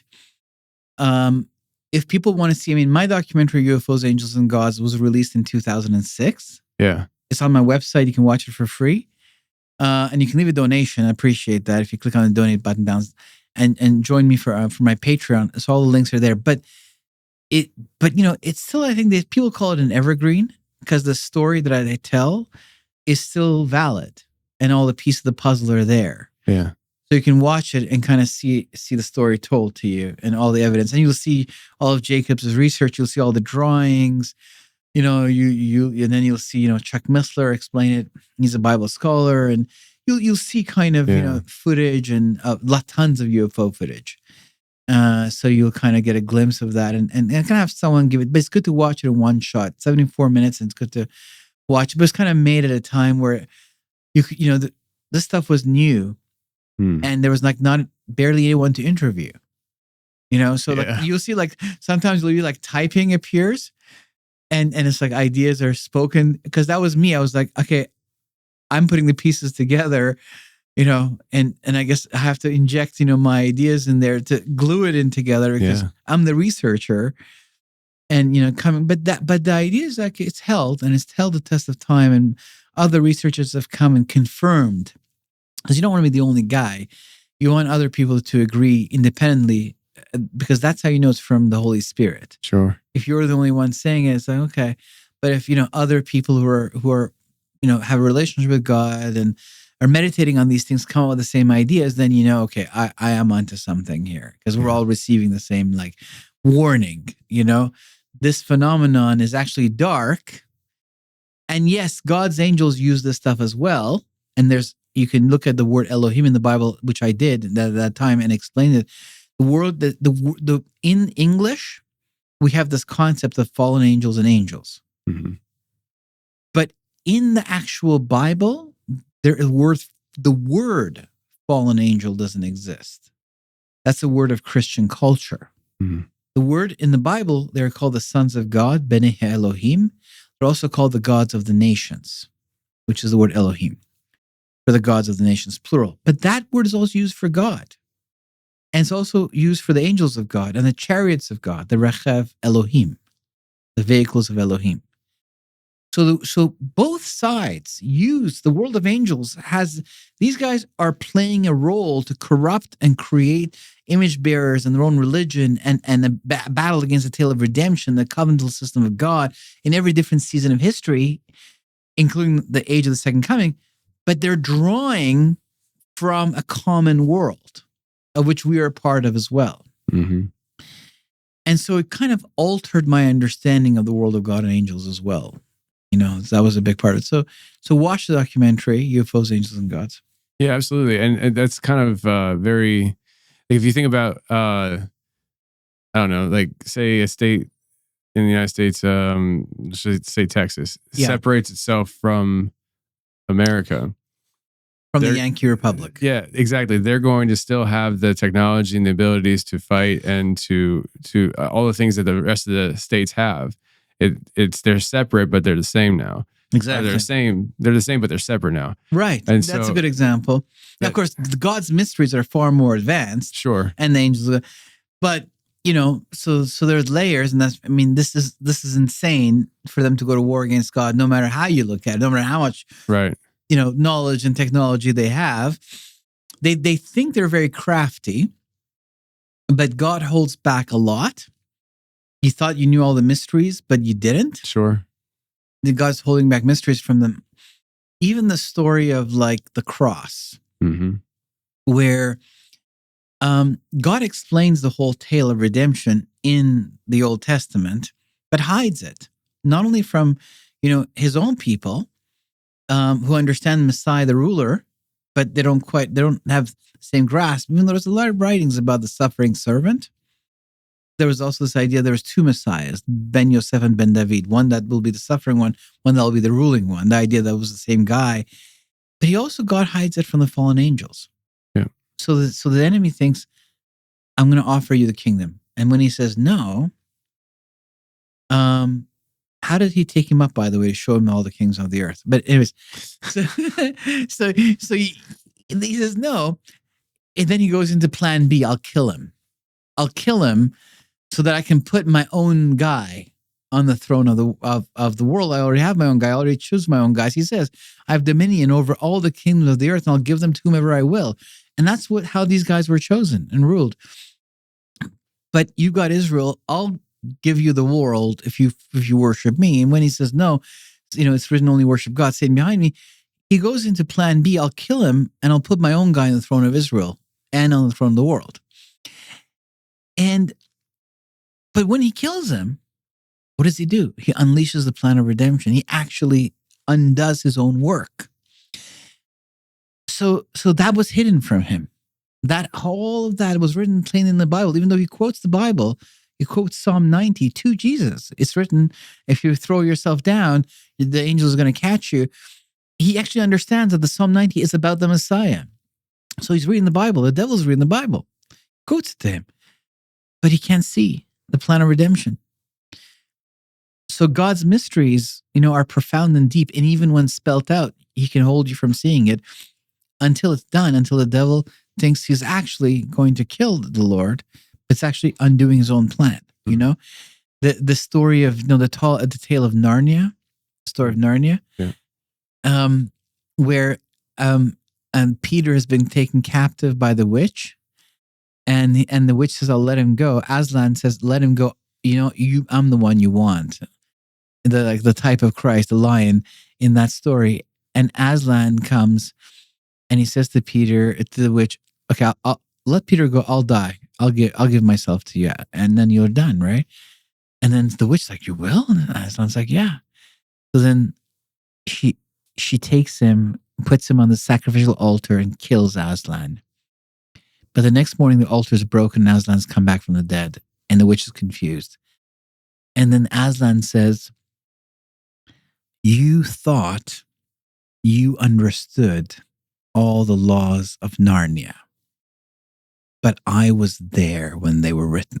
So the idea is that, so that if an innocent blood is sacrificed on this moon, it comes back to life. That's the story there. But the point is that these guys, they don't understand all that God has. Obviously, there's something about them.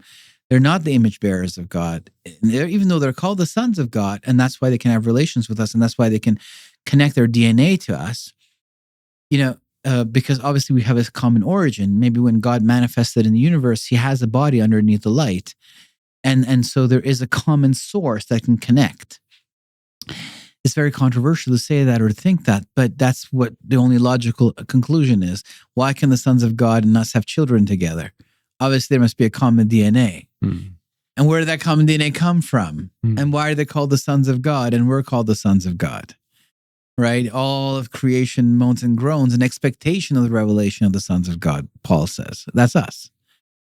So basically, you read like old letters written by pastors, like from the English world, like Spurgeon. He was a Baptist pastor from England. Reading his letters, he signs, he says, "Oh, I would ask all the sons of God to pray for me today because I'm sick or something." That's what he calls the church, the sons of God, right? So this whole thing, they think they've got it all figured out. They don't. But what they have is the power of deception. What they have is the power of the counterfeit, of drawing from the things of God. And so the idea is here not to simply warn and scare people, but to invite people into understanding the love that God has for us, and the tale of mercy and redemption, and the fact that God really intends beautiful things for us. He wants the best for us, for our lives. That's what love means. And so, but he's put us inside of a story through which we are being shaped like clay in his hands. When you have a pot, that pot is dead. It doesn't have consciousness. You shape it any way you want. Us as clay, we have been given consciousness. And when our consciousness comes into wakefulness, God then communicates to it his laws, our true identity. He provides us the historical context we need to understand ourselves and what's the meaning of life and who we really are in this great story and who he is. And as we respond to all of this, we continue to shape as clay in the hand of God. It's interactive. We respond to the commandments and word of God and teachings of God and the whole enchilada, from laws to relationship to spiritual connection to history to prophecy. All of it is needed to understand life and ourselves and who God is. And that's how we are shaped. And if God took us to the end of the story, the turning of the page, then we wouldn't develop our character to become. So we are actually not formed yet. We are still in the womb. We are being created still. This is the story of how we're being completed. The earth, the planet Earth, is the incubation chamber of the immortal sons of God who have a role in the future of the universe.